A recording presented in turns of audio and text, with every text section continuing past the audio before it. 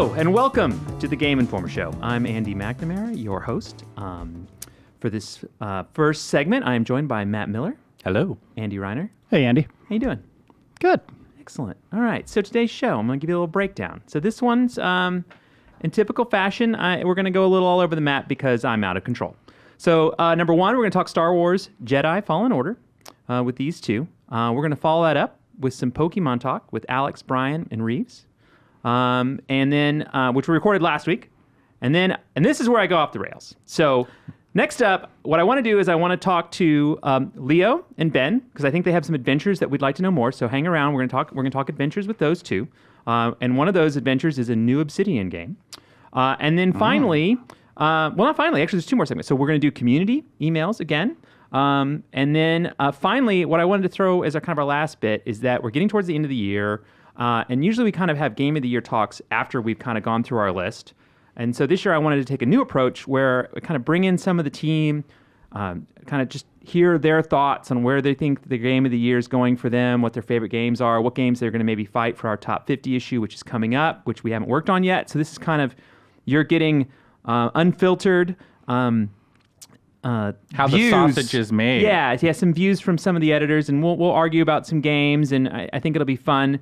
And in that segment, I'm going to be joined by Jeff Cork, Ben Reeves, and Dan Tack. So I think we've got an interesting show lined up for today. Sorry, no interview this week, but I promise I will get back to working again next week. So thank you very much. But let's start off with and you know what? I should bring up, and I'm trying to be better. Leo, how are you doing in the box over there? Oh, great, man. Thanks for asking. I'm comforted by you asking that question. Good.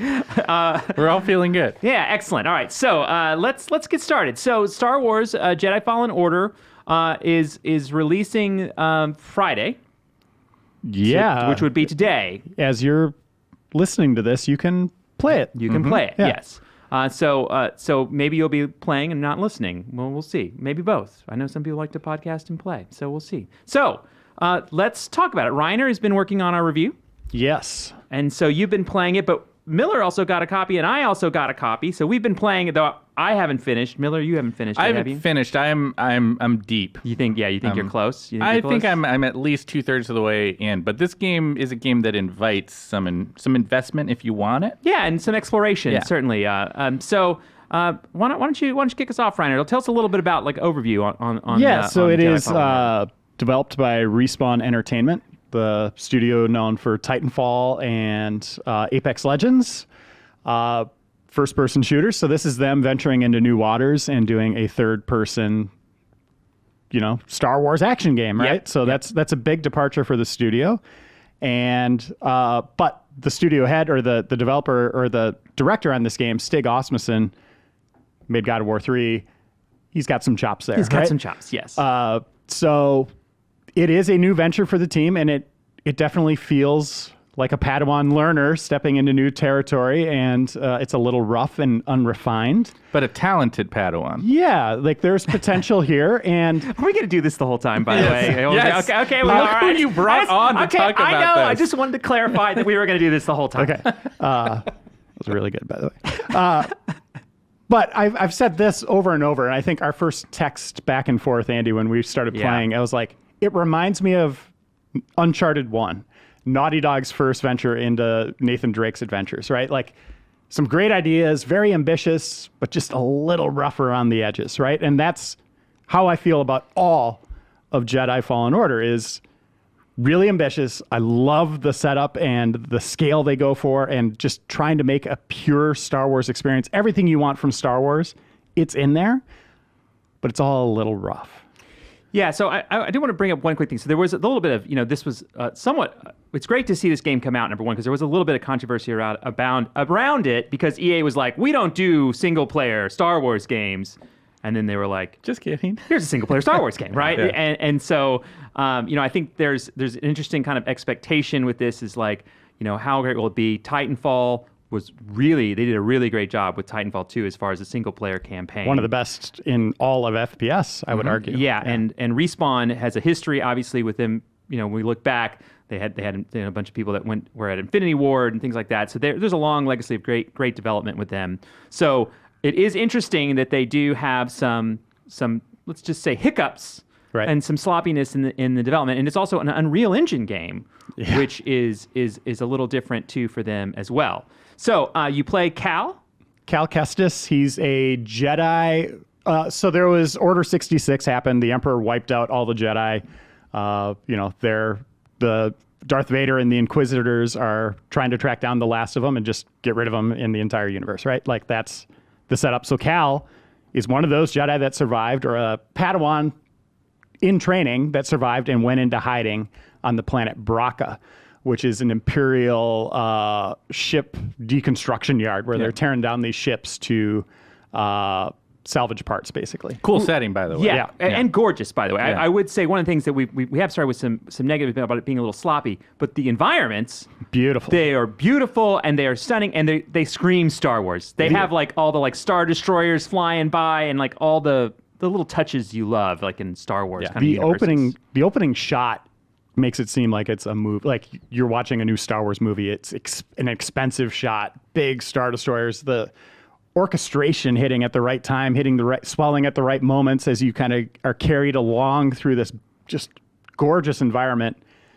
And then it switches tones in a way that I didn't expect. All of a sudden, the orchestration cuts out and there's this throaty alien singer that's almost hip-hoppy. It's very strange. And then you find out that the camera zooms into a starship that's being torn down, and you see Cal Kestis wearing headphones, listening to the song. While he's at work. And that's where they kind of establish their own tone for Star Wars. And I really like that moment because Cal's a little different. Their vibe's different. One of the best parts of the game is they don't kind of throw in a lot of cameos or known locations. They try to do their own thing a lot. You will see some familiar characters or creatures or, stormtroopers and stuff like that. There's a lot of iconic Star Wars stuff there, but they're more in line with like Rebels or Resistance, those shows, in trying to pave their own path through Star Wars. And I think that's really cool. Yeah.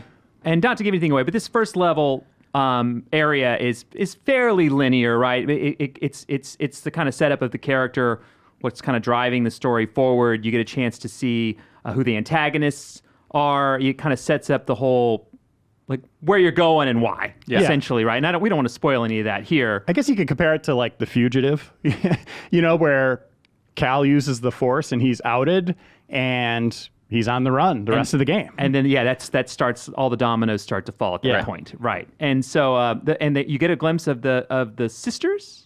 So the Inquisitors. So there's the second sister. We'll leave it at that. There's a lot of them, right? There's a lot of them. There's a bunch of cool villains, but not in this game. But there are, they are hunting the Jedi. Yes, there's an implication of a larger effort at play in the galaxy right now. Yeah. And so the next thing that I think is of interest, and I think this is where we start to talk about some more of the game programming and like things, is that like you find yourself on a ship. And you have yourself a crew, and that becomes your kind of home base, right? Like think the Millennium Falcon. The Millennium Falcon, yes. And then that's when the game opens up and starts to play into its role of like trying to have some Metroidvania elements. That's when it starts to see like the world's a little bit more open. There's more choices in where you go, and that's where you start to see some of the Dark Souls influence to the game. So tell me some about your games. Why don't we hear a little bit from you, Miller? Tell me how it opens up at this point. Yeah, so from there you do have a choice of where you go, and you can go to these different planets. I mean, eventually you're going to kind of go everywhere. You're going to go to all of them, yeah. But there is some element of choice there about where you start. And each of those spaces, you can, if for people who have played a Dark Souls game or Bloodborne or something, imagine any given planet is a smaller version of that kind of map, right? Where you have lots of interconnected corridors and pathways and large zones that you're moving through, and then you're connecting up shortcuts between them, which is very satisfying, by the way. Yeah. I really like that dynamic. It's one of the things about the Dark Souls games that I really like, and yet here, one of the things that, at least for me, obviously lots of people love the kind of slower moving pace and challenge of Dark Souls. That's never totally vibed for me. What I like is that sense of exploration. But I want a little bit more sort of fast-paced traversal and platforming, some more sort of like action-packed combat that's I don't have to die 10 times before I can get through a fight. Yeah, it also has there's choices as far as your difficulty goes. Normal is not that hard. No. Do you know what I mean? But you could make it like Dark Souls. You could, yeah. It has like a super Jedi level or something like that. If you wanted the to Jedi really Master, crank it up. Yeah. Grandmaster, I think, is the highest setting. But I mean, like the opening levels of Dark Souls are like punish you, Yes. or any of those games. In this game, you got a long runway. And so you're going down into these planets, you're exploring them. There's a lot of things about this game that are pretty clear lines of inspiration from other games, right? I think as anybody plays it, if you're familiar with video games in the last 10 years, you'll be like, oh, they like Uncharted, or they like God of War, or they like Dark Souls. Yeah, like the map reminds me of Metroid Prime a little bit. It right? totally is. is. Yeah. And so even when there's moments that are a little bit, if you were being negative, you could say they're derivative. It's still rooted in that Star Wars mythology that I think most of us have a great deal of affection for, and that's why it works, right? So even times that it doesn't feel like the most original game ever, you're still moving through a space that's been curated to feel very, very much rooted in that fiction, and that's where the fun comes from. Yeah, I think like one of the things I think we can discuss is that your goal is kind of like you need to reestablish your connection with the Force, Right? And you visit these or seek out these Jedi temples to get there, which is where I think that's interesting. Reiner, can you tell us a little about the experience of this? Is where I thought this was part of its charm, was like, sure, you would land on like Imperial bases, but as you went deeper into any zone, you slowly found yourself like almost going down that little like Dagobah little hole in the wall where you Sometimes literally. Yeah. Like, you go into a darkened room and you're like, uh-oh. Yeah. What's going to be in here? And you start to like dive into any of those worlds, and that's where I felt like it started to feel really good. And tell us some about that as you start to explore these Jedi temples. Yeah, I think the whole heart of the game has like a really nice adventuring vibe to it, right? Like very much like you said, Uncharted, where you are going into these ancient shrines and ruins and graveyards. You're basically what you're trying to do is find how to reestablish the Jedi Fallen Order, the Jedi Order, right? And as you're journeying, you're finding clues that are related to the Jedi, right? Yeah. So there is this really nice mystery that's kind of pulling you along in that Star Wars way. And there's, I wouldn't call them Zelda-like. I guess they're light Zelda dungeons, where you are confronted with a big puzzle to try to figure out how to get to the next room. And sometimes that's using the Force to push a big boulder into these platforms, and you got to figure out the order to do it, or moving a big crystal so the sunlight can hit it. But it's never like, you're never spending like an hour and a half in a dungeon. It's usually like 20 minutes, 15, 20 minutes, right? And it seemed to have a hint system as well, that if you got caught, BD. Your droid's smarter than you are. By the way, the connection between Cal and BD is fantastic. It's very much a boy and his dog, right? Yeah. More so than like R2 or C-3PO. Like these two have a real connection, a bond that's formed. And I thought that story arc they have, you guys haven't finished yet, but it's really well done. That's one of my favorite parts of the game, is those two together. I'm only maybe 6 or 7 hours in, but my favorite character in that whole game, without a doubt, is the droid. Yeah, he's you great. know what I mean? Like he's definitely the easy one to love. I told Reiner yesterday there's a throwaway line that I think speaks to the way they play this dynamic that I hit that really stuck with me. Where at one point I was just in the middle of a platforming sequence, and Cal kind of just coming up with a way to pass the time while he's moving along these weird platforms was like, hey, BD, you know any jokes? And BD1 kind of like chirps, says, boop, boop, boop, boop. And then Cal's just like, yeah, that's a good one. And that's like the whole exchange. And I love that, right? Like there's a lot of sort of inference, not unlike Luke's exchanges with R2, that you're meant to sort of like understand their interactions, even though you don't get the whole language thing. Yeah. Star Wars does a great job of that, of having alien talk around you that you get through reference. Yeah. So I think I agree. I think that part's really fun. And one thing to point out is Cal's closed himself off to the forest. This is kind of a weird gameplay system of the pursuit of power a path they had to put together. Yeah. But he's forgot how to force push and pull. Which, by the way, does not make any sense to me. I'd like to point out this whole there's like people like, hey, yo, man, I don't force anymore. I just don't do that. It doesn't make sense to me. I was actually hoping, this is one of my questions, I wanted you guys to explain that to me, how this exists. How they close themselves off to the force. I think to be fair, I think there's precedent within the fiction for a little bit of that idea of people who like, I've left the order, I don't do that kind of thing. But I think on a broader level, it's a game.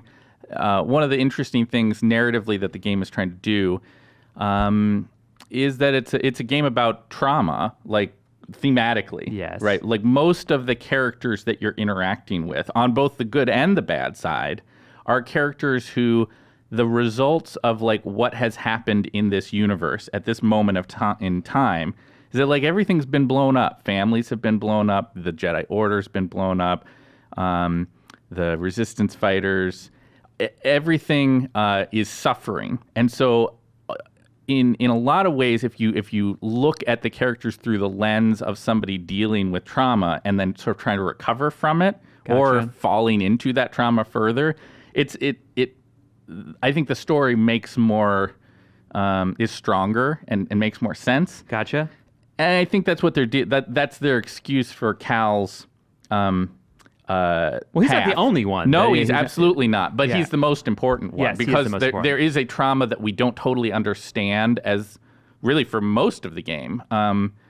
That, over time as he's reconnecting to the Force, he's also sort of reconnecting to who he is and who he wants to be. Yeah. Okay. One, I don't want to spoil anything because there's some really cool story moments where you do learn how to relearn the Force. But there's also moments where it's like he'll see a lizard go running along a wall and he's like, I used to know how to run along walls. And you're like, shut up. Shut up. Like, really? Like, you'll see a bridge that's up and you need to push it down. But he's like, I don't know how to do I that. don't know how to do that. And then yeah. later he's like, oh, I just go like this and I can make that fall. I mean, it is, there is They some... got to gamify some I of know, it. but Yeah, that's what I'm saying. It does feel silly. The point I It wanted to does make feel is silly. you also upgrade BD1 and he's involved in the puzzles. I love how, as you're just running through the environment, he'll jump off your shoulder and just go over into a corner and they'll kind of have a banner like, what'd you find? And you very much like a dog, right? And you go over and BD wants to scan something for you, or he found a chest he wants to open for you. Chests hold lightsaber parts, cosmetic items. Yeah. For whatever reason, Ponchos. all the Jedi just sent weird packages across the galaxy. Of pieces of lightsabers. Yeah. I think one of the things that I like about this game, and by the way, let me just take a step back and say, like, even with the flaws, I can't put this game down. I'm playing it a lot in the brief days I've had it, more so than really almost any game I can think about this year.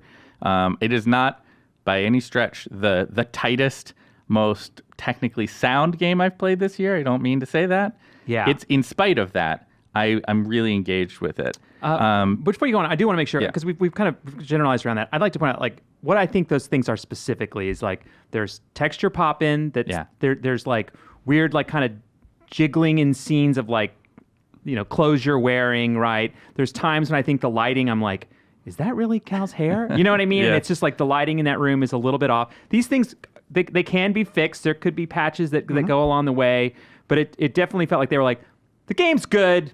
This is good enough. We're okay with these kind of sloppiness. I really think sloppiness is the right word, like in kind of things, because I know they can do it. Right? Yeah, This is that's right. Respawn. Yeah. Like, Respawn can do it. It's just they ran out of time, is what it felt like That's to what me. it seems like. But it's all there, and those are the general, like, kind of problems. There are some gameplay mechanics. Yes. That some problems, well, design-wise and AI has some issues too. There's like times when you see things kind of just like pop in. Like I've seen some of that. For sure. The gameplay stuff. I had to send Reiner takes. I call them Mario Penguin levels. There are these giant ice slides in the game, Or mudslides, or Yeah. you name A it. lot of slides. and I was like, am I like doing weird surfing things as a Jedi? And you slide down these things, and they have jumps and like all this platforming things that you need to do. That I had a hard time. It doesn't fit Star Wars, in my opinion. Like, there's certain things that I didn't think fit Star Wars were the ice slides, the penguin slides you're talking about, gelatinous bouncy pads that are like, boing, and I'm like, what is happening? Like, really, guys? And then I didn't like Reeves, the pilot of the ship who's there for the comedic role. I just felt like every time he opened his mouth, it's like, this is going to be kind of a lame joke. Oh, he did it. Well, you have to have someone. He's sarcastic. Okay. Yeah. Okay. Oh, he's going to make a joke about his food. Okay. But I didn't think he really they tried too hard with him. And I didn't think he really landed. Combat is my biggest issue with the game. That's where the most dramatic, awesome moments happen, but also the biggest problems. And for whatever reason, I saved it for the last part of my review, and it's kind of our last talker here too. Yeah. It feels really good. The lightsaber's super powerful. Yes. I like how quick Cal moves, even though the combat is designed to be slower in pace, almost like a chess match of you looking at where all the troops are and being like, okay, I'm going to go in and combo this guy, like do 3 hits on him to weaken his guard. On that 3rd hit, I know that rocket's going to be coming in. I'm going to force push that, spin around this guy, freeze him, and take him down. So you start thinking like that, like I'm taking out 2 enemies at once. I love that. In execution, it doesn't always work. There'll be times where I'm like, I'm going to back off and heal, and my Cal will be like, Beatty, heal. Beatty doesn't flip the canister out, and I'm like, it registered that I said heal, but he didn't do it, and then I have to do it again. And all too often, like the bosses bosses at the end of the game are really cheap. You're going to die some, even on the normal difficulty. Like, for whatever reason, all your rules that are established up to that point of like, I could use the Force to manipulate all these things, they'll just kind of throw up a hand like, no, you're not. No, you're not. Or like their lightsaber, like you'll start a lightsaber attack and then they'll just come in and. Yeah, I also found that I like for all the like, okay, here are the combat rules, which in a combat room that we played like at E3 and I played at Respawn, I was like, oh, okay, I here are all the rules, I understand them. But then like a lot of the game is like, here's this like slug or rat that you fight, and they're not as clear of like, so what do I block? I block that. Okay, I block that. You know what I mean? Like I think there's a little more trial and error with their movements animals. Are hard to read. They're hard to read. They're really hard to read. So like that was. I'm like, I have all these powers, but I usually kind of with those, I was mostly just like walking up and being like, I'm just going to spam this button and hope I get through it. And I think that made me appreciate the Dark Souls games and Bloodborne more, where you have these Cthulhu-like creatures that you can really read what they're doing. And here it's just like a rat. And it's like, I don't know what he's doing. You know, like they need better telegraphing for sure. I think one of the things that I noted this when we talked about the game after I saw it in preview. One of the things I do like in combat is the insistence on defense. Yes, and parrying, centrally over offense. I mean, yeah, you have a bunch of cool offensive powers, but ultimately, especially, I haven't even started a playthrough on the highest difficulty, but I am very, very confident that on the higher difficulties, it will be all about defense and being able to nail those parries. Well, it shows that the parry window gets super small. Yeah. One thing I'll say to that is it is a pursuit of power game. So you're going to start out on planets where it's rough. You're going from checkpoint to checkpoint. You got a sliver of health left. And you're like, oh, man, that was a nicely paced and thought out section. Skin of my teeth, made it through it, feel good, get new skills, move on. As you get to the end of the game, you go back to those zones, you will no longer be parrying. You will no longer. You will be like owning going everything. Crazy with the Force. Well, you'd hope so, because there's a lot of paths. But I like that, right? Because you go back and you're just like, I am owning, and you get a new zone then. And right? that's the way that it is in Bloodborne, for instance, right? Yeah. Which so that I think that's appropriate. It's an exciting power climb, I think. Yeah, it's the path. It's a nice path from Padawan to Jedi. Yeah. Right? Yeah, I would agree with that. And so I interrupted you earlier, and I wanted you to finish that thought about like why you said it was one of the more engaging games, and you just brought up the problems, and I kind of said we should go through the problems. Yeah. Despite these problems, I'm getting you back to that point. Yeah, sure. I mean, all I was going to say is that I think my earlier statement about things being a little bit derivative still standing. I've been surprised by the game's approach to pacing a little bit. Yeah. I think I went in with an expectation, because there was this big focus on like, you're a Jedi, you got a lightsaber, you're getting Force powers, that it was going to be more Like Force combat-y. Unleashed? Yes. Yeah. Like more like Force Unleashed than I think it is. And I think a lot of people may be surprised by that. I hope pleasantly, but I think if you go in with this idea that like, oh, this is the lightsaber, I'm going to kick everybody's butt game that I've always wanted. I'm not sure that it is that as much as you think it is. It's much more like there's long stretches where you're not fighting. Yes. Yeah. Right, where you're just sort of exploring the space. And the most rewarding way to engage with the game, I think, is to like go into one of those spaces and really plumb its depths. Right, Yeah. like you're finding these spots where it's like, oh, I didn't have force push the last time I came through here, and now I do, and now it opens up really a whole nother, not just like a room, like that one spot that you can do a force push is opening up a whole new area of the planet. Right. Yeah. Which is, I don't know. I always find that really Yeah, exciting. that was the part of it that feels, once again, I'll go to like that kind of Dark Souls meets Metroid Prime. I liked the game, and by the way, to your point, it has less Dark Souls than you think. Yeah. And it also, I think it feels a little bit more Metroid Prime-y at times because you're like, I found myself like going like, how do I get there? Mm-hmm. Oh, okay, wait, I can't run on that yet, but later I can do that, and there's that way that's closed off. Okay, I got to figure that out, and it also does a pretty good job of like, because of those boxes that you find things in all the time, and he also has a power that when he sees things that have happened, I don't know what it was called, but he has a Jedi power to like kind of Psychometry, is that what it is? Yeah, something like that. where he can like learn. It's kind of like the Echo. recordings. It's a force like, echo, kind of like yeah. BioShock recordings. You get little story bits from doing that, so it's fun to explore the world and kind of look around every corner. And then you get into combat, and that's fun. And I think that helps the pacing a lot of the game and makes it feel, like I said, my favorite moments are when you're like exploring. Yeah. Not that the combat's not good. That's the best part of the game. Combat can be really fun and satisfying. It's just a little rough. Like I said, sometimes there's the AI will just break. So there'll be an archer just up on a ridge, and you're just waiting to force deflect, which is easy to do in the game. It's awesome. Yeah. But he's just sitting there, and you're like, It's kind of a you get a fire, standoff, and then yeah. it's like 30 seconds later he shoots, and you're like, what was that all What about? prompted that? Yeah. And I've had 3 archers standing there just kind of shuffling their feet, and it's like... It does make all me right. laugh a little bit though when it does happen. You're like, all right, I give up. Oh, now you do it. I can't believe the second I turned my back.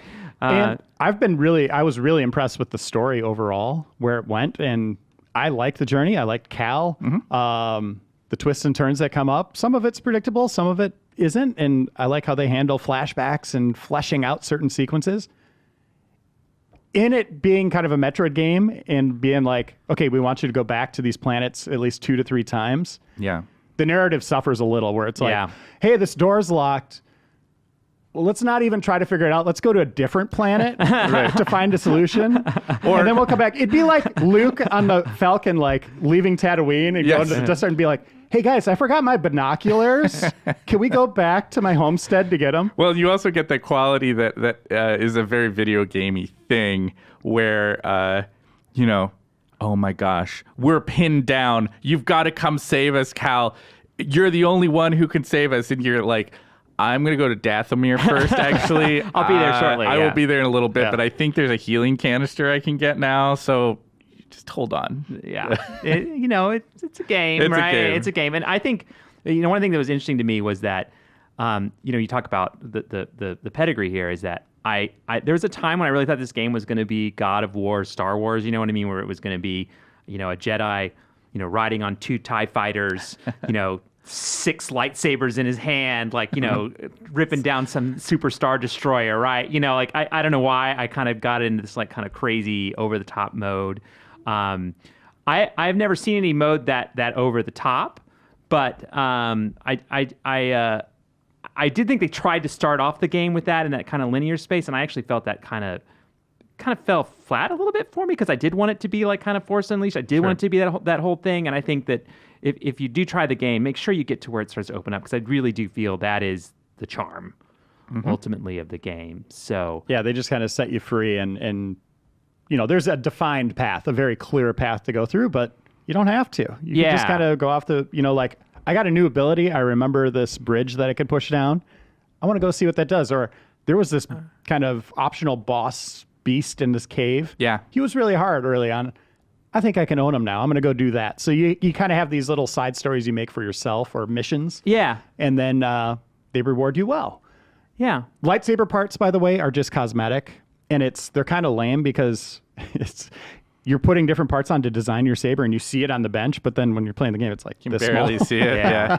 But different colors. It's still fun to make a lightsaber. Yeah. It felt like it was an advertisement to go to the new Disneyland. Totally. Galaxy. That's what it made me think. What's funny is that having just recently been there and done some of that kind of stuff, like they even use some of the names of the hilt types that you can get at the workshop in the new Galaxy's Edge. So Yeah, I mean, there's some brand synergy going on. There's brand there. synergy, yes, going on. So I mean, this is definitely like it's a really good Star Wars experience. Yes. It really is. And it's another Respawn makes really fun games, and it's another one from these guys. I think it's worth your time if you love Star Wars, or even, I wouldn't say the Dark Souls games. I don't think you're going to get that. I've tried it on the harder difficulty. It's just a different feel. Yeah. But if you like the Metroid games, adventure games, I think, Uncharted, I think it fits in that kind of space as well. Yeah. I'd agree with that. It's not a game you're going to play through and not find fault with.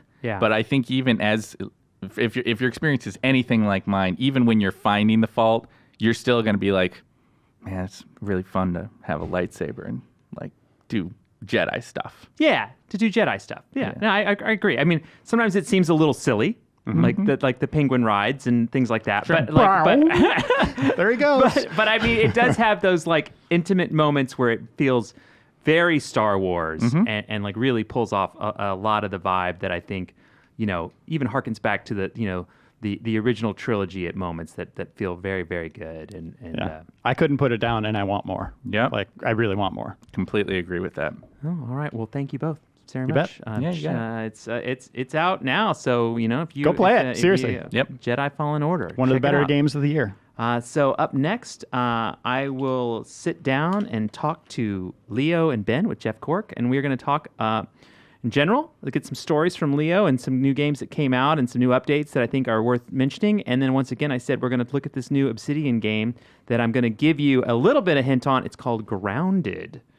So Someone did something bad. Someone did something bad. So come right back, and we got more to come.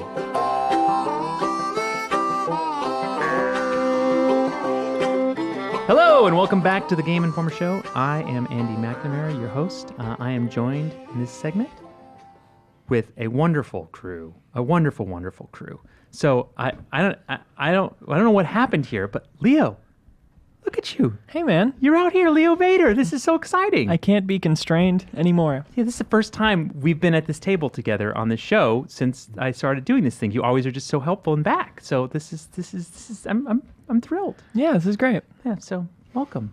Thanks, man. Welcome. And Jeff Cork, he's back. Hello. You're on the big boy mic. I love it. Yeah, it's great to have you out here. And Ben Reeves. Hello. Into the kids' table. Hi. Yeah.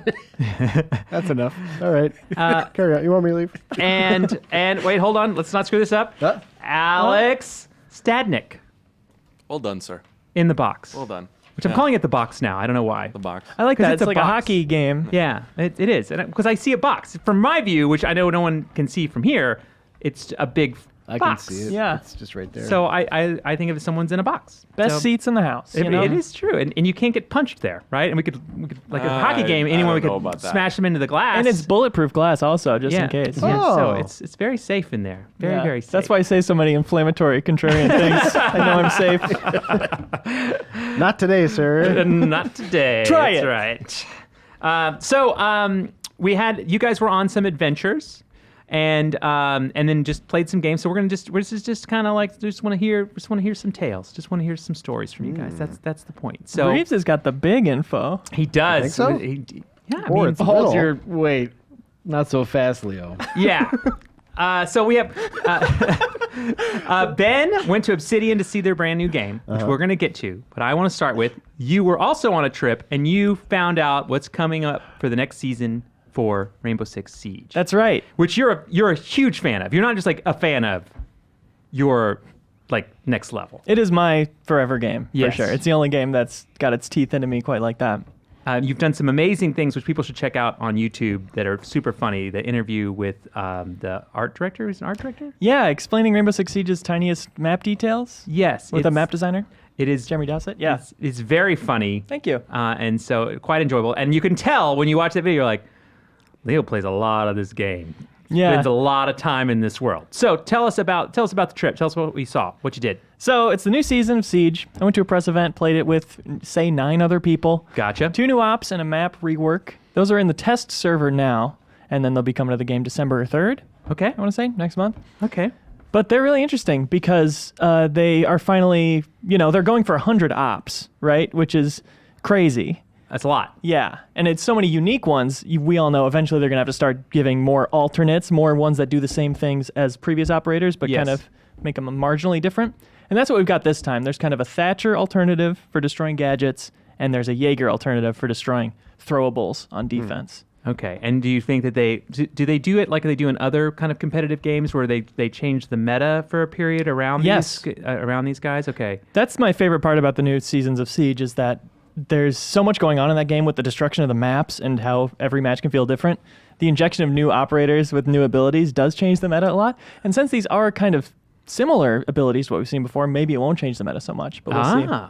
On the attacker's side, she does have a one-hit down sniper rifle, which we haven't seen in the game before. So that's probably the most meta shifting. You're going to have a lot more people excelling at Counter-Strike coming over to Yes. Siege and having a great time killing me. And lots of screaming, "What happened? Why am I dead?" And then you're like, "Oh." Yeah, it there's was some...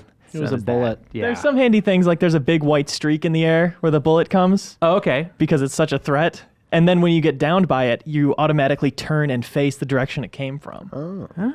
So that's kind of at least helping you find where the sniper is, even if you can't do anything about it. So let's go. Let's talk about it as like you're obviously super enthusiastic about the game, and this was a game that I remember playing it at E3 a long time ago. Now I don't remember. Is it 4 years now?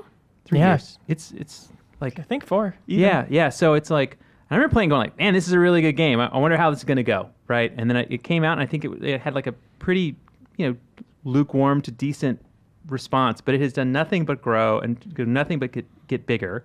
Why is that, in your opinion? I think the strength of the core game, a lot of the issues at launch were due to technical reasons. Yeah. It seemed like a lot of desync in a game where every hit matters so much, though having servers that are unreliable can make it just not worth playing. Yeah, and you were Well, there? Did you play it? No, I got into it pretty late. Did you? Okay, all right. But yeah. that's from what I've Yeah, parsed. I trust you. I know you've done your research. You guys talk between matches. I know you know what's up. Yeah, thank you. So once that got ironed out and fixed and supported with content enough that people know, oh, this game is still happening. Okay. Enough free weekends that you can keep checking in. I think once people got their hands on that core game while it was stronger and reliable, I mean, that's why I got hooked on it. Yeah, I tried to watch a little bit of the championships in was it in North Japan. Carolina, or were they in Japan? Japan most recently. When I Japan went, it was was in North Carolina. Oh, okay, all right. So how do you watch it? It's an esport. Yeah, it's the only esport I watch. I don't say I keep up with it or have a favorite team or anything, but I will put it on while I'm working and enjoy it. And I mean, because it's a game that certainly enables people to do things that you're like, that's insane. That they pulled this off. That they managed to do that, right? I mean, Yeah. that's what it seems like to me. Absolutely, yeah. And watching pros play, you can see their strategies and easily replicate them with your friends. Not to the Easily. same level of success, but it's Yeah.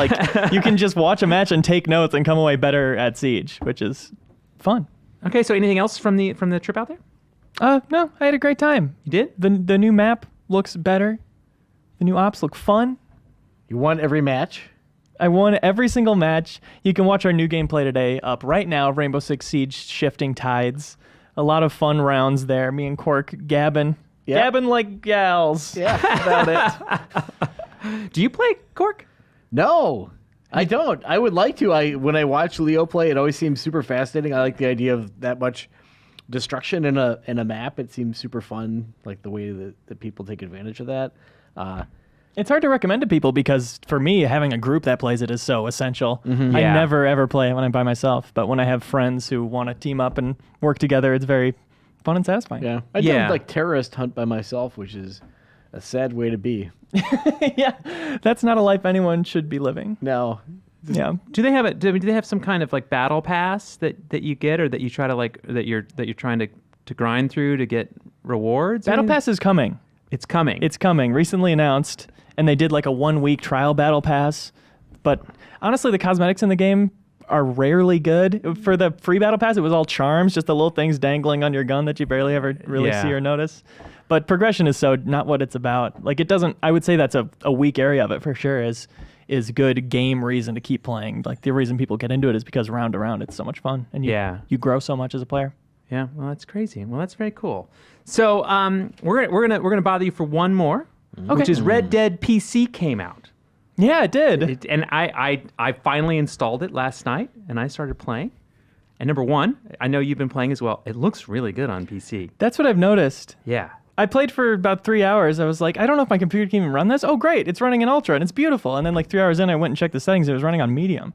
It's like, that's how good it looked. Yeah. Yeah, I mean, and the thing is, that's crazy, is that I was sitting there thinking to myself, like, I remember this game looking really good on PlayStation as well. So, like, how much, like, better is it? And I do think some of the lighting and some of the particle effects were, like, definitely a step up. And obviously the resolution, I think, was a little bit step up. But and that big opening snowstorm, like those weather effects, they improved the snow effects. They did, because I thought so. I was like, this looks really good. Yeah, looks amazing. So that I was blown away by that. And so I sat there and I played for way too long. I was like, I just want to look at it. And I was like, oh, I got to keep going. I got to go save John. Yeah. Like, and kind of got through the whole, like, kind of intro thing. And I brought this up recently in a conversation at lunch, was that I'd forgotten that you save Sadie Adler, like right there at the beginning. Yeah. I don't know why, having played through the whole game, and I just totally forgot that you start off with that, and it's just like right out the gate. I don't know how I forgot that, but she I was so like, soon feels like one of the gang. Huh? Exactly, and then next thing you know, she's super important. Yeah. So Doing her thing. tell me about it. So you've just been playing multiplayer? You playing some online? I've been replaying the story. You have been. Yeah, I've been waiting for the PC version as my excuse to finally replay it, which I've been intending to forever. And it's been fun. I played it the first time super, super nice. This time, even nicer. Even nicer. That's right. You're going with an even nicer playthrough? Yep. Is that possible? I'm also trying to my area of growth is ever using that negative interaction button. Okay. I never ever did. It was always compliment, diffuse, greeting. But now if it's an O'Driscoll who's talking crap at me from the side of the road, I'll give him an up yours, pal. Oh. You know? So in canon. So in the barn, when you run into that when that guy tackles you, when you get your first horse or whatever, and you have the choice after you interrogate him to choke him out or let him run. Did you let him run? I let him run. You let him run. And you apologize for being in his way when he was trying to leave the barn. Yeah, exactly. This is neither mine nor your barn. Neither of us have ownership, sir. I felt that was like really, I forgot that's kind of like a heavy choice right at the beginning, because I'm like, well, I don't like these people very clearly. They just like screwed up this whole family's life. I kind of feel like I should judge and jury it. And this guy attacked me. And he attacked, I mean, like, I feel like there was a lot of reason to choke that guy out. I do feel bad about it. I wish there was another option. I was like, don't we do prisoners here? But we don't. Yeah. There's no take a prisoner immediately a second later with Kieran. Yeah, but no, this is kill him or let him go. And I just couldn't let him go. Yeah. Didn't want him to know where we were. I was protecting the gang. For sure. Are you playing with mouse and keyboard? Yes. Yeah, how are you finding those controls? It's like I like it. Do you know what I mean? I like shooting. I like better. The horse The shooting is perfect. Yeah. Yeah. The horse is where that's where my pause came from. 100%. Was just that, like, it's like slowing is control and shift at the same time. And then keeping pace with your gang is tap shift and then hold it? Yeah. It by the way, and it like flashes it on the screen pretty quickly, and you're like, wait, what was that? And so I kind of had to like ride alongside the horse, kind of failing out until I kind of failured my way into figuring out what it was to kind of get that thing going. Also, my horse will just spin around. Will just veer left and go off the road with no change in input from me. Have you noticed that? I didn't notice that, but I did notice I had a really hard time every time I tried to use cinematic mode. I was like, I'm just not gonna try. Yeah. I just like there's no reason to try that. So There's also some mandate where they can't use the same key for anything twice. No, they cannot. It's crazy. I'll take out binoculars and it's backspace to put them away. I have to take my right hand off the mouse and press backspace to put my binoculars away. There's a million keys I'm not using at that point. There are a million keys. And I don't know if you found this, I found that when I was using my mouse to navigate, like I would be like, save here. And it would go from like having okay, and then I would go to the top slot, and then the OK would go away. And then I'd go down to 2, and I was like, come back. And I was like, okay, well, then I'll just save in slot 2. And then I saved in slot 2, and it's saved in slot 1. There's kind of I was having like some just like my mouse was not in the same space as me, but that was all just in the UI. Whenever I needed it to shoot anybody, I was like, this is so much easier. Like I loved fighting with the mouse was just amazing. Yeah, the gunplay feels great. It feels really good. And so I actually hopped into online because I've never done that, which you spent a ton of time playing online. Ton of time, like 400 plus hours at this point. Really? I had a 150-day daily streak that I only let lapse a couple weeks ago. Wow. So, are you going to say anything, guys? Are you impressed? I'm stunned. I'm stunned wanted- into silence. Yeah. Okay, I perfect. love you so much. I don't think Thanks, there's guys. a game now. I've ever played that much. really? I mean, like that many days in a row. I don't think so for me either, for Yeah. sure. You think 120 days? Like certainly there's like weekends where you're like, well, I just can't. Like there's a day in the week where like I don't have time for that. Yeah, He has time for that. Apparently he does. they're good daily streak, incentivizers of keeping it going longer. You get multipliers on the amount of gold you're getting, so it's very profitable to do. And it was fun for most of those days. And then I realized, this is becoming a chore, so I'm just going to stop. Yeah. But mostly it was like just checking in on that beautiful world once a day. Love it. Yeah, and the world is drop dead gorgeous. And in PC too, the frame rate on all of the beautiful animations, like in nature, as soon as I came out of one of the first missions, seeing a hawk pluck a rabbit out of the snow at the super high frame rate, it felt like I was watching Planet Earth. yeah, it's like very, very stunning. I was actually doing the like kind of like scanning the horizon, trying to watch for the pop-in that I was getting, just to kind of check my own like, do I have the right settings and things like that? And Yeah. it was like very, very, very small. Like you had to like look, like put your face up against the screen to tell what's going on. I mean, it was tearing it up. It looks really, really, really good. Yeah. Hey, Leo, you might be able to answer this question. Did they ever fix that one section of road that was like on fire but invisible fire? It was like Probably. it was like the funniest thing. There was this one section where you could just like camp out there and just watch wagons go by, and they would be engulfed in flame, and the horses would like die, and the people would run out on fire screaming, and you That's amazing. you could Interesting. spend way too much time just watching it because it was so funny. I bet they fixed that. It was a weird bug. It sounds but like something they would fix. it's also Yeah. one of those things where I'm like, I wonder if somebody put that there intentionally. One of the mysteries. Because that game is so well polished in so many ways. Like that's such a weird, Yeah. seemingly obvious bug. Something I'm interested in is there have been so many mysteries in the game for so long, including the meteorite chunks. Whenever Oh, yeah. you have one, it says 1 of 3 and then 2 of 3, and no one's ever found the third. And so I'm curious with the PC version out if we're going to start seeing people data mine out those answers finally. Oh yeah. Hopefully, but I haven't seen that yet. So because I haven't really spent a lot of time in multiplayer, can you tell me something about the loop, the improvements they've made? I mean, because it's not just like the way it was out of the gate. They keep adding things to it all the time. So what's the current state of Red Dead Online? They're still riding high off of that big update this past summer called Frontier Pursuits, and that's bounty hunting, trading, and collecting are kind of 3 different paths you can pursue all at the same time. Gotcha.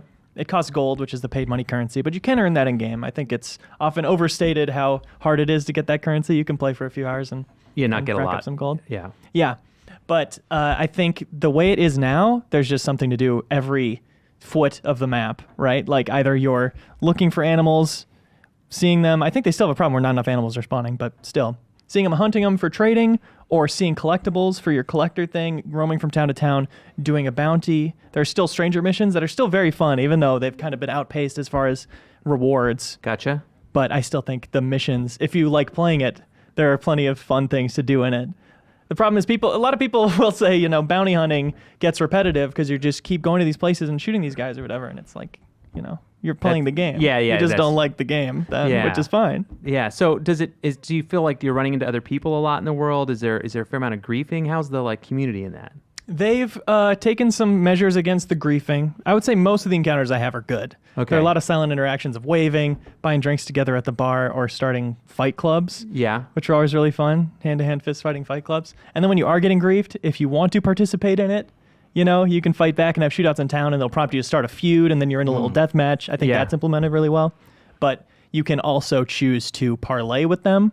so they become, translucent to you and they can't hurt you. Gotcha. And you can kind of make your escape that way. Oh, okay. Or just fast travel out of there, switch servers. Like, it's not too hard to get away from griefing if it's happening to you. Oh, nice. That's always handy. I wish I knew that because I played a little bit of that this summer. I was like, I haven't played for a while. And just immediately, I'm like, oh, I'm just getting dragged by this person. Yeah. A lasso. I would The like, new reinforced lasso, better for griefing. I would like to opt out of that. Yeah. How do I opt out of you lassoing me over and over again, sir? You can also straight up play in defensive mode now. Uh-huh. Offensive is the default, and defensive mode will stop other players from doing that stuff to you. Okay. To this poor man. Yeah. I just want to live on my feet. Yeah. I am looking forward to more like farming style stuff. Yeah. Like really pacifistic, just making a life in the Old West. That's the kind of stuff I want to see for online for sure. I mean, I think they're going to keep adding stuff. I mean, they said 26.5 million units are out there. Yep. GTA was like 115 million. I'm sure they're going to keep putting more and more content out to both those games. They did their Outlaw Pass, which I think is up like next week, but it's a battle pass that's really easy to fill. You can play for 2 or 3 days Yeah. and fill it up. Nice. So you say get out there and do it now before the pass is done, huh? Yeah, you get a lot of good stuff from it, and you make the money you spend on it back.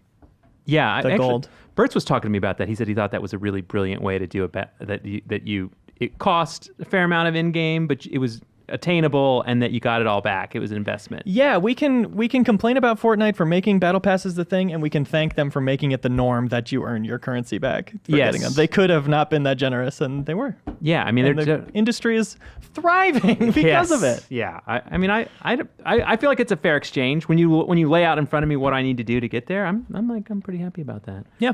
Oh, all right. Well, that's interesting. I'm really excited about this game, and I had to stop myself from playing last night. I was just falling back into that world because it really is. Red Dead is quite the game. It's something. And the new online controls really feel great, really responsive. Yeah, for sure. So, all right. So now, last story, The big one, I heard. the big one. Yes. So, Not so fast. Oh. so Obsidian. Uh-huh. We all know who Obsidian is. They just released a game, The Outer Worlds, Yeah. Amazing game. and it's like, I remember we were waiting for the review to go up and get done, and then in the office there was a talk. It was like, we're gonna go see the new Obsidian game. I was like, do they not know their new game is not out yet? You know what I mean, kind of thing. And I was kind of shocked that was what was going on. And then like they were like, yeah, Ben's going. I was like, okay, cool. Yeah. So I really haven't heard back. I just kind of got a quick update upstairs before the show. So tell us about the new Obsidian game. Well, here I go. It's part of the reason Cork's here is like, Cork's, what is your favorite thing in the world? Little guy in a big world. That's right. That's what this is. It's they started showing us the game and we're like, this looks like a Honey I Shrunk the Kids game. Like, are you making a Honey I Shrunk the Kids like themed game or even like licensed game? It was weird because you are literally a teenager who gets shrunk down to the size of an ant. And you're living in your backyard and you're just trying to survive. So it's a survival game, which is a little bit different for Obsidian. But there's going to be some RPG elements, they say, where you work up your tech tree. But then otherwise you're surviving in the yard. So you're like grabbing sticks and rocks and making axes out of them and then chopping down giant stalks of grass. And then you'll use the grass like they were like tree logs to build a house. And it's pretty cool. And then you're fighting off ants, you're fighting off spiders. Like it takes place in, the real world, so to speak. So there's a lot of like actual The real world nature. where you are as big as an ant. Yeah, well, I mean, I'm sure it's Yeah, happened. yeah. Did they explain how you got small? They weren't going too far into the story beats, but we did see the sort of beginning section where you're talking to some robot. So you're doing a scientific experiment for some unnamed corporation. And you shrink down and Yeah. you're like collecting samples. And then it's like, all right, step back on the like regenerator and grow back up to normal size. And you step on it and you're like, uh-oh, there's a problem. You're good luck surviving now. nightmare. So yeah, And it's called Grounded, right? it's called Grounded. It's yeah. called Grounded. Are you surviving indefinitely? Like There just- is a narrative to it, so Okay. presumably you can get to the end and have an end to the story. I but bet you then- get big. Yeah, Too big. I bet. Maybe Oh you're wait, giant. whoa! That's for the sequel. Yeah. Hold on. Yeah. I like that as well. Grounded I like big up. guy in a little world. Yeah, that's always fun. I don't like things to be the same. No. I like one or the I other. spend my whole life in this size. Thank you. I need a different size. exactly. Yeah. So, how small are you? Like, tell me when to stop. Keep going. It's great for audio listeners. Yeah. How about there? For the audio listeners, his fingers are very close together. Yeah, less than a centimeter. Yeah. It's like a pea. Well, we came in and like the table was set up and there were like these boxes on the table. They were like super small boxes, and they had Post-it notes said "Do not remove." And I was like, "Is this some kind of like weird prey style thing?" Yeah. Where they had those like not a mimic or whatever, Yeah. but it reminded me of that. So you lifted up the box, carefully making sure not to remove the Post-it. Well, I went to touch it, and they were like, "No, don't touch it." And then we did the presentation afterwards. They had us lift them up, and they were like these little figures of people. That was like, "This is the actual size Yeah. from the game." Like this is, and then there was a spider, fake spider, Yeah. like one of those Halloween plastic spiders. And they're like, so like you compared to a spider, you're like half the size of the spider. How long did you have to stand there to pretend like you were taking it all in? It was like, oh, great, guys. Oh, I get it now. You're a tiny person. Oh. I like how last week Andy tells that story about going on that PR stunt Yes. of that paintballing, kidnapping, and then now this is the PR stunt of 2019. Getting yelled at we for touching a box. they have little toys We've around. come a long way. We have indeed come a long way. So you got to play? I did not get to play. It was a hands-off demo, but they Okay. did play in front of us. So they wandered around, like kind of the stuff I said, where they built an area, and then you can play it 4 players. So they had a couple other devs come in, and like they did a joint thing where they built up a house, and then they built the what do they call it? The equipment table where you can like build new things. It's very Minecrafty. You have to Minecraft. build this thing to build the next thing. Yeah, exactly. And then they wandered into a spider den, and so there was like a couple of spiders that they're sleeping right now because it's night, but What kind of you don't want weapons? to wake them up. What kind of weapons do they have? They had axes and they had a couple spears, and you can like throw the spears, you can throw the axes, which do more damage, but then you don't have an axe. So So if they're that tall, what are they like? What kind of wood are they finding? Like just a little Toothpicks. splinter, and then like what? I want to know how this works. You wanna know how it works? I don't know that this is. Well, Does it's this like not have enough realism for you, Jeff? I don't know. tiny little seedlings, like the smallest of seedlings. The smallest of Yeah. seedlings. Okay. And there were aphids. You know Okay. what aphids are? Yeah. Where you were hunting those for grub, like food, and like you would stick them and like start a little fire, and then you would roast the aphid over a fire, and then you would eat it. Okay. Like so, you have to sustain yourself. yeah. Yuck. Yeah, exactly. That's what I thought. There's Can't no. you just find a berry or like a piece of popcorn or something? Like Can I find a live really like really king? small cow? Like where are those? fun-sized candy Yeah. bar? Nope. Aphids. Nope. Sorry, aphids are it. So is it meant to be like Left for Dead kind of thing when at that point, or go to Rust? What would you say Probably at that point? closer to Rust, like a kid-friendly Rust. A you know? kid-friendly Rust, Yeah, you okay. still have all your clothes. Yeah, thankfully. Right. Yeah, which I appreciate in real life. But they said it's all they generated the whole map themselves. It's not like a random Yeah. map Okay, generator or gotcha. anything. But there's different biomes in your backyard. They say the area I saw felt like a very traditional like grass. There was like a giant softball in one area, or there Softball was- biome. Yeah, exactly. You'll find maybe like trash lying around. You're like that maybe you can like scrap for food or something. And they said that ties into the story somehow, but they wouldn't go into details on what that meant. Did you see another biome? Like, what do they mean by that? A pool biome? Yeah, I asked, and they didn't want to talk about any of the biomes, quote unquote. It's all one world, so it's all interconnected. Yeah. But I assume there'll be like maybe a sandbox or something that's like a desert. That'd be or- fun. Yeah, Yeah. stuff like that. Yeah, that's cool. So what platforms? They PC, Xbox, and it's coming out early access in the spring. Okay. Early access on what? Steam?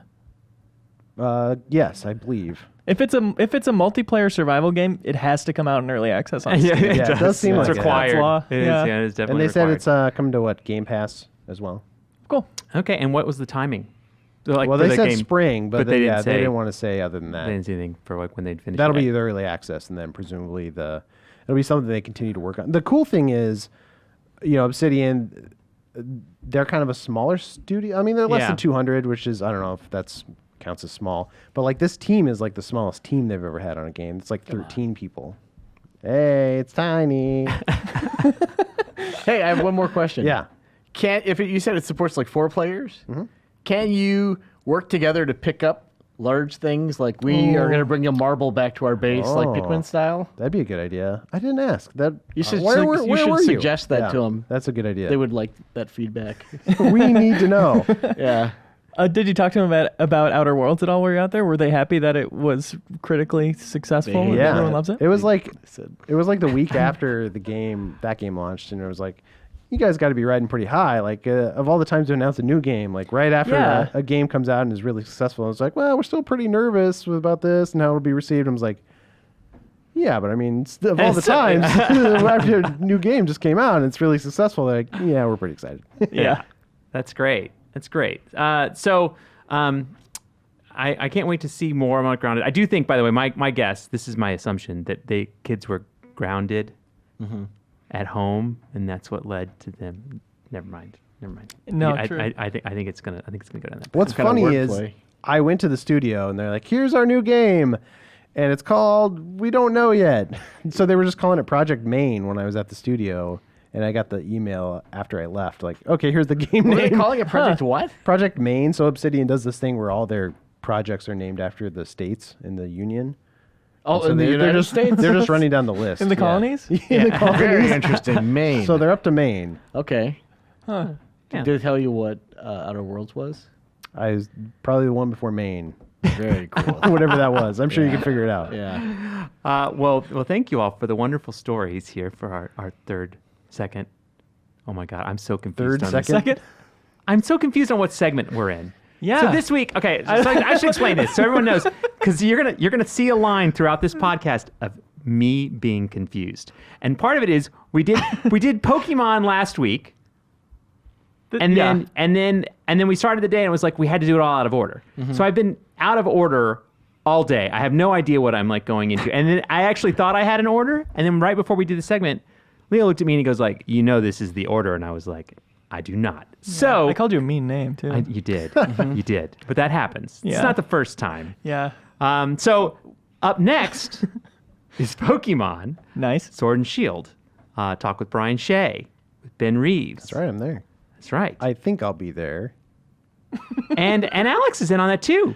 I think I can find some time for that one. Yeah. So I mean, like, so that's where we're going. Back in time. I like that we're appreciating Hanson more for his mastery of these things, organizing them, and now it's just Andy unstuck in time. It is. It's Terrified. so bad. And the thing is, okay, first of all, we should go back and listen to Hanson's first shows because, like, this. Oh, of course. He's Perfect. way more practiced than I am. I'm lucky I get these things done. Right. That's where I'm like, are we done?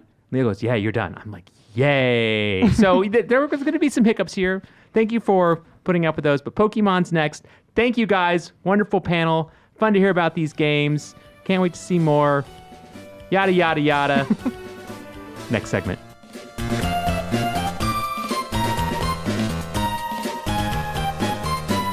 Hello, and welcome back to the Game Informer Show. I am Andy McNamara, your host. In this segment, we are going to talk about Pokemon Sword and Shield. And for this wonderful Poke Talk, I have a Poke panel of Ben Reeves. That's me. That's you. We have Alex. Hello. And we have Brian. Hello. How are you guys doing? Good. Just terrific. Great. Yeah. That's fun. You guys ready? Yeah, I think so. Born ready. You No. guys, no? No. No. Well, it happens. All right. So, you've been working on Pokemon The review. Sword. So Pokemon Sword, yeah. for the review. Correct. And you're not quite to the point of giving it a score yet. Not quite. But you've finished? Did you finish last night? No, not yet. What? Yeah. That's why he's not ready for the review. I was going to say, you came unprepared to the podcast. That's what I'm concerned about. What's going on here, how much Brian? I have they did what I played? could. All right. So, well, okay, do we want to break down the wall here? So- We're recording this a week early because I'm in London currently when you're hearing this. So yeah, I have not quite finished it. The review, which has been written and published in the future, is available now on GameInformer.com. yeah, so it will be up by the time that you hear this, but why have you not beat this last trainer? What is holding you back? Well, I don't know if I can go into that given the Nintendo embargo, but yeah, it's Mostly it hard? just boils down to you don't care enough. It's about taking yourself, right? it's taking a bit longer than I anticipated. Okay, was But it like surprise extras? I don't know if I can say. Oh wow, we're Nintendo getting... embargoes. All right. Well, I mean, well, you can say you were surprised. I was very surprised. Okay. All right. See, there we go. We know how to work around these things. You just got to work on it. Is it a little good bit. surprise or a bad surprise? I think that overall the game is a good one. Great. No, but okay, I've played games. Not this is relevant, but I've played games where I've been like, final boss. This is great. Final boss. I'm gonna kill this final boss. This game is over. I'm so glad. What? I have to do a gauntlet of every boss that's ever existed in this game? This is gonna take forever. Yeah, and like, and I've been like, no, I was ready to be done right there. You didn't need to add that mode. Was it like one of those feelings, or was it like, yay, there's more feelings? There are some things that happen at the end that I did not expect that I think made things a little bit longer at the end. But you're not answering my question of how did it make you feel? It made me feel very good. Okay, good. Okay, it was a good experience. All right, that's what we're looking for. All right, I think that's within the parameters of the Nintendo discussion, and I think they probably like to hear that you liked the game. So, what's your overall take so far? I think that it is a good step towards like getting the Pokemon console game that everybody always dreamed of. I think that the towns are big and impressive, like beyond anything we've seen on like the 3DS or DS games. You definitely feel that sense of scale with both the towns and like the Dynamax feature, which is where the Pokemon in certain battles can grow to be enormous and like just towers over the entire playing field, which is really cool looking on consoles. Like you definitely get the feel of like, wow, this is huge and like so much bigger than anything else that the series has ever done to this point. Look at that big Pokemon. Yeah, Yeah, wow. I hear that ya. Pokemon, he's real big. Real big. Yeah. Even in the wild area too, I felt there's certain Pokemon that they've always told you in the Pokedex are 10, 20 feet tall, and I really got that feeling while walking around. For sure, too. yeah. It's something that they kind of started doing with X and Y and Sun and Moon, but like they couldn't really drive that point home on a small screen like the 3DS has. But playing it up on like, I think at my desk it's like a 40-inch TV, and then at home it's a 55-inch TV. It really drives that point home, and I like that a lot. And talking about the wild area, they give you this like giant open area that you can just go out and like it's different than any of the towns or the routes that you walk along, because not only like is it just a wide open space for you to explore, but you can like actually control the camera like an actual RPG. Like we've been doing for the last 20 years. Exactly. It almost reminds me of the Calm Lands in Final Fantasy X when you first get to that, and it's like the giant open expanse that you can just explore and encounter different creatures in. That said, there are some things that I don't quite like about the wild area, and I think it gives you this giant promise of this is like the big open area you always wanted with unlimited freedom that you always wanted in a Pokemon game. But the facade kind of crumbles a little bit when you first encounter a Pokemon above what you were allowed to catch at that point. So based on what gym badge you have, you can catch up to a certain level of Pokemon. And then you go over to like, all right, the first thing I encountered was this level 26 Onix. And I think my Pokemon were all at like level 12 at that point. Yep. But I was like, oh, I chose Sobble, who's a water Pokemon. He's strong against Onix. I should be able to take him. And I did. I got him down to like no health. And I was like, all right, I'm going to catch this and I'll have a really powerful Pokemon, even if he doesn't obey me. Because in the past, your badges determine what Pokemon will obey you. Yeah. So if you catch like a level 26 and you can only like have a Pokemon up to level 20 obey you, they might just ignore your commands in battle. And it's like, all right, well, I'll just have that. So once I get the badge up to level 30, I'll be able to have this strong Pokemon waiting for me. But I went to go throw the Pokeball at Onix after I weakened him, and it said, you can't. I was like, are you kidding me? Like this whole promise of openness and freedom and like, oh, this is unlike any level of freedom you've ever had in the series. And I can't even throw a Pokeball at this. Like even if like they wanted to lower like the catch probability or I like that your trainer's like, I don't have the right badge to throw this ball. It said it like the message is like the Pokemon won't let his guard down to throw a Pokeball, and it's like I don't know about it. And it's a bummer because I had I had 7 badges, so I was waiting. I was like getting ready. I was preparing. I was going out in the wild area.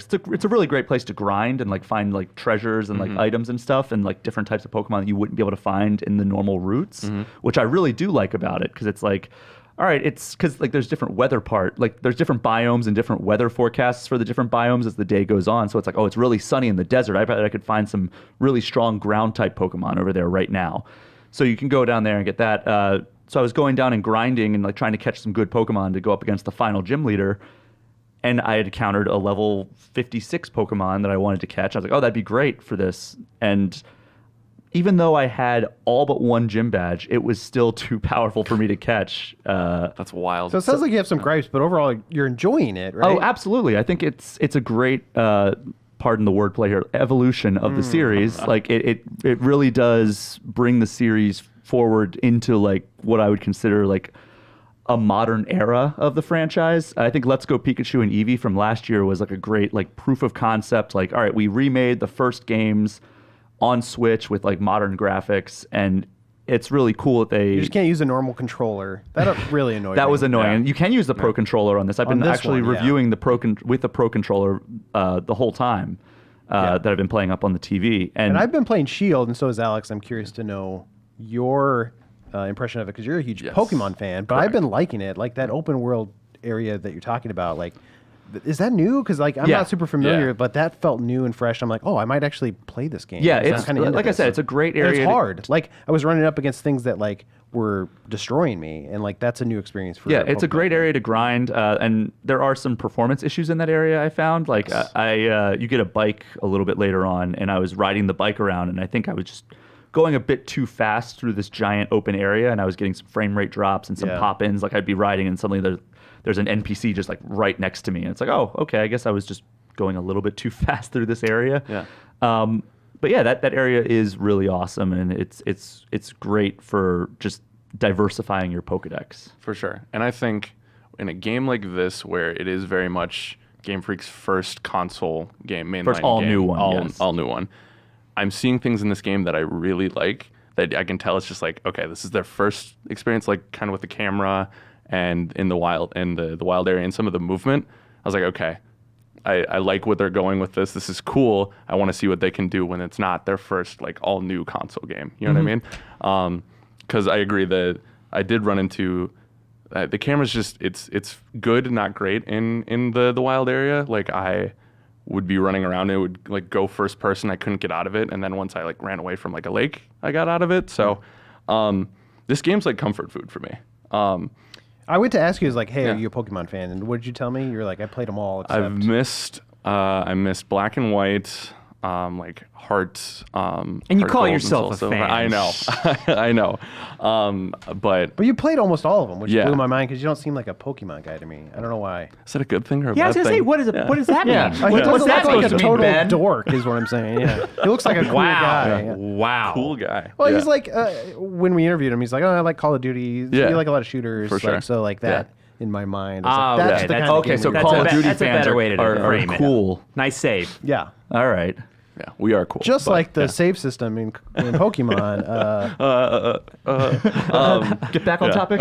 Yeah. But what I really like about this game is I think it kind of feels like almost like a Tom Hanks movie into the 2000s. You kind of know what you're getting, but in a good way. Like I go to that movie for specifically for that. I go to Pokemon specifically for, you know, the battle systems that we have, like the towns, the campy story that's going on in it. So I am really enjoying it. I'm about 8 hours in, and it feels like they took a lot of what I liked in Let's Go and then put it into this, which I'm very appreciative of. I don't love. I want to keep it mostly positive, but have they said why your Pokemon don't trail you in this compared to Let's Go? No. I think that was just a Let's Go feature. Yeah. Okay. That was one of my favorite parts of Let's Go, was having you know, your buddy Pokemon Charizard running behind you. Yeah, Little like train of riding your Pokemon Charizard. around you. Yeah, it felt like I connected more with those creatures, which is a weird thing to say. But Yeah. like, you I know, liked that I played Yellow back in the day and having like Pikachu follow you around. I always Yeah. thought that was fun. Yeah. Yeah, and I mean, that's where- Let's Go Eevee and Pikachu were basically remakes of Yellow. That's more why they so than did Red it, and I'm Blue. sure, yeah. Mm-hmm, definitely. What else do I have on my notes? I like how I don't like some of the limiting parts of the freedom that you went over, but I do like how it definitely feels more challenging than Let's Go. Like Let's Go, I'd play it before bed, you'd breeze through it, like whatever. But this, it's like I really felt like if a Pokemon in the wild was 10 levels higher than me or 5 levels higher than me, I felt it in those battles. It wasn't just like I can just breeze through it. So I really like that. That's why I wonder if this might appeal to more traditional RPG fans than normal Pokemon games. Like Pokemon has a certain breed, a dork breed is what I'm trying to say. But like I think people who don't normally pay attention to Pokemon might, but do like RPGs, might be a little more interested in this one. Yeah. I think that this is definitely more of a traditional Pokemon game than Let's Go Pikachu and Eevee was. Like, you know, if you recall, those games had like more Pokemon Go-esque mechanics, especially with the capturing. This returns it back to, all right, you have to weaken them in battle, and then you Which throw I your like. Pokeball, which I do too. It feels so good. Yeah. But I will say that it's definitely harder than Let's Go Pikachu and Eevee. I agree with you, Alex.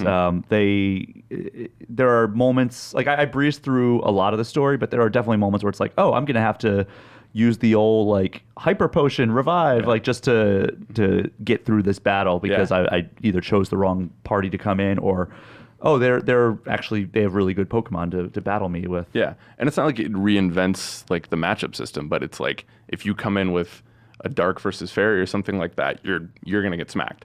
So I like that a lot.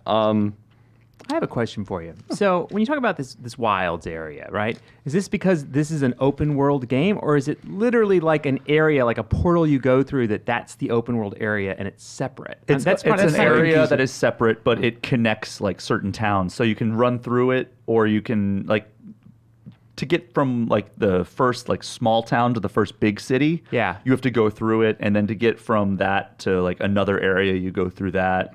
But it's also just an area, like it's the only, I guess, truly open world area. It almost reminds me of like the Breath of the Wild style of open world, where it's like mostly barren except for like some Pokemon running around and like some tall grass areas and some lakes you can go up to.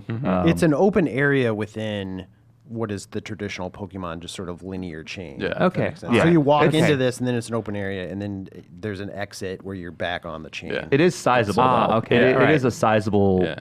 big world, like with different, like I said, different biomes, and there's also different activities you can do in it. Like you can battle or trade with other trainers that are in the wild area at the same time. Yep. You can hop on your bike and like do a like a time trial.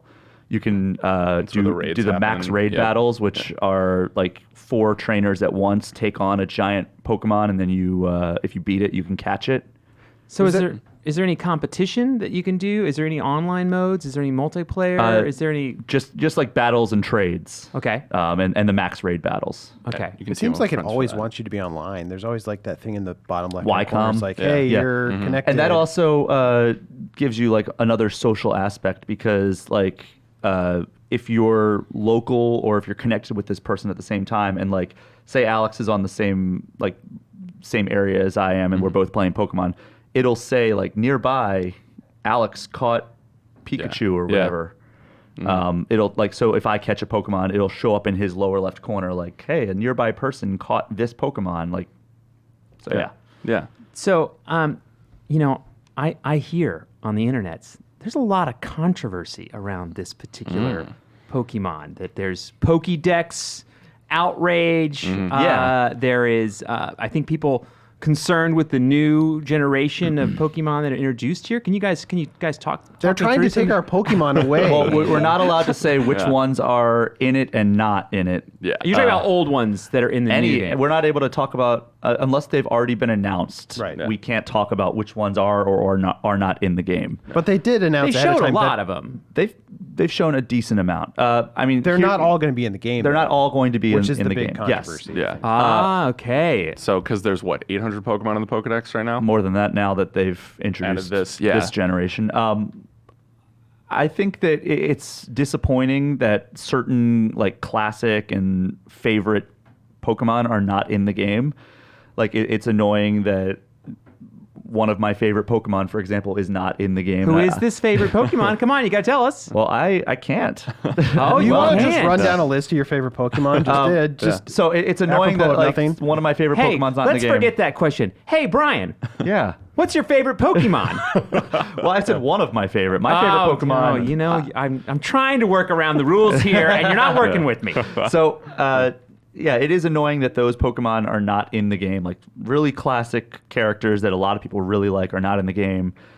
But you still have hundreds and hundreds of Pokemon to catch, so it didn't impact me in the way that I think a lot of people are expecting it to. Okay. Yeah. That said, I know that like completionists who like just building their Pokedex to a massive number and like collecting Pokemon spanning all now 8 generations of Pokemon will feel like something is missing for sure. But there's still a lot of There's Pokemon. still a lot of I was Pokemon. gonna There's still a say. lot. I mean, Pokemon. if you look at it from a traditional RPG perspective, you can still add hundreds of Pokemon or party members to your team. You Yeah. know, like it's still an enormous number. And I mean, from Game Freak's perspective, talking to them when I was at their headquarters a couple months ago for our cover story, there are 2 things where like, you know, like making these assets at like the console resolution level is just such a monumental task compared to like making assets for 3DS or DS or Game Boy Advance. Well, obviously. someday they're going to make some money and be able to afford all this extra One of work these they days. have to do. I mean, one Also- of these days they're gonna get that figured out. And man, woo, what are we gonna But get their next? their bigger thing was like at a certain point there are so many characters in this game that we were sacrificing our like feature set going forward. Like there were features that was like, oh, we'd love to do this. We have so many characters, it would be hard to implement that with that many characters. So we just can't, like we have to slow down our our new feature implementation because of that.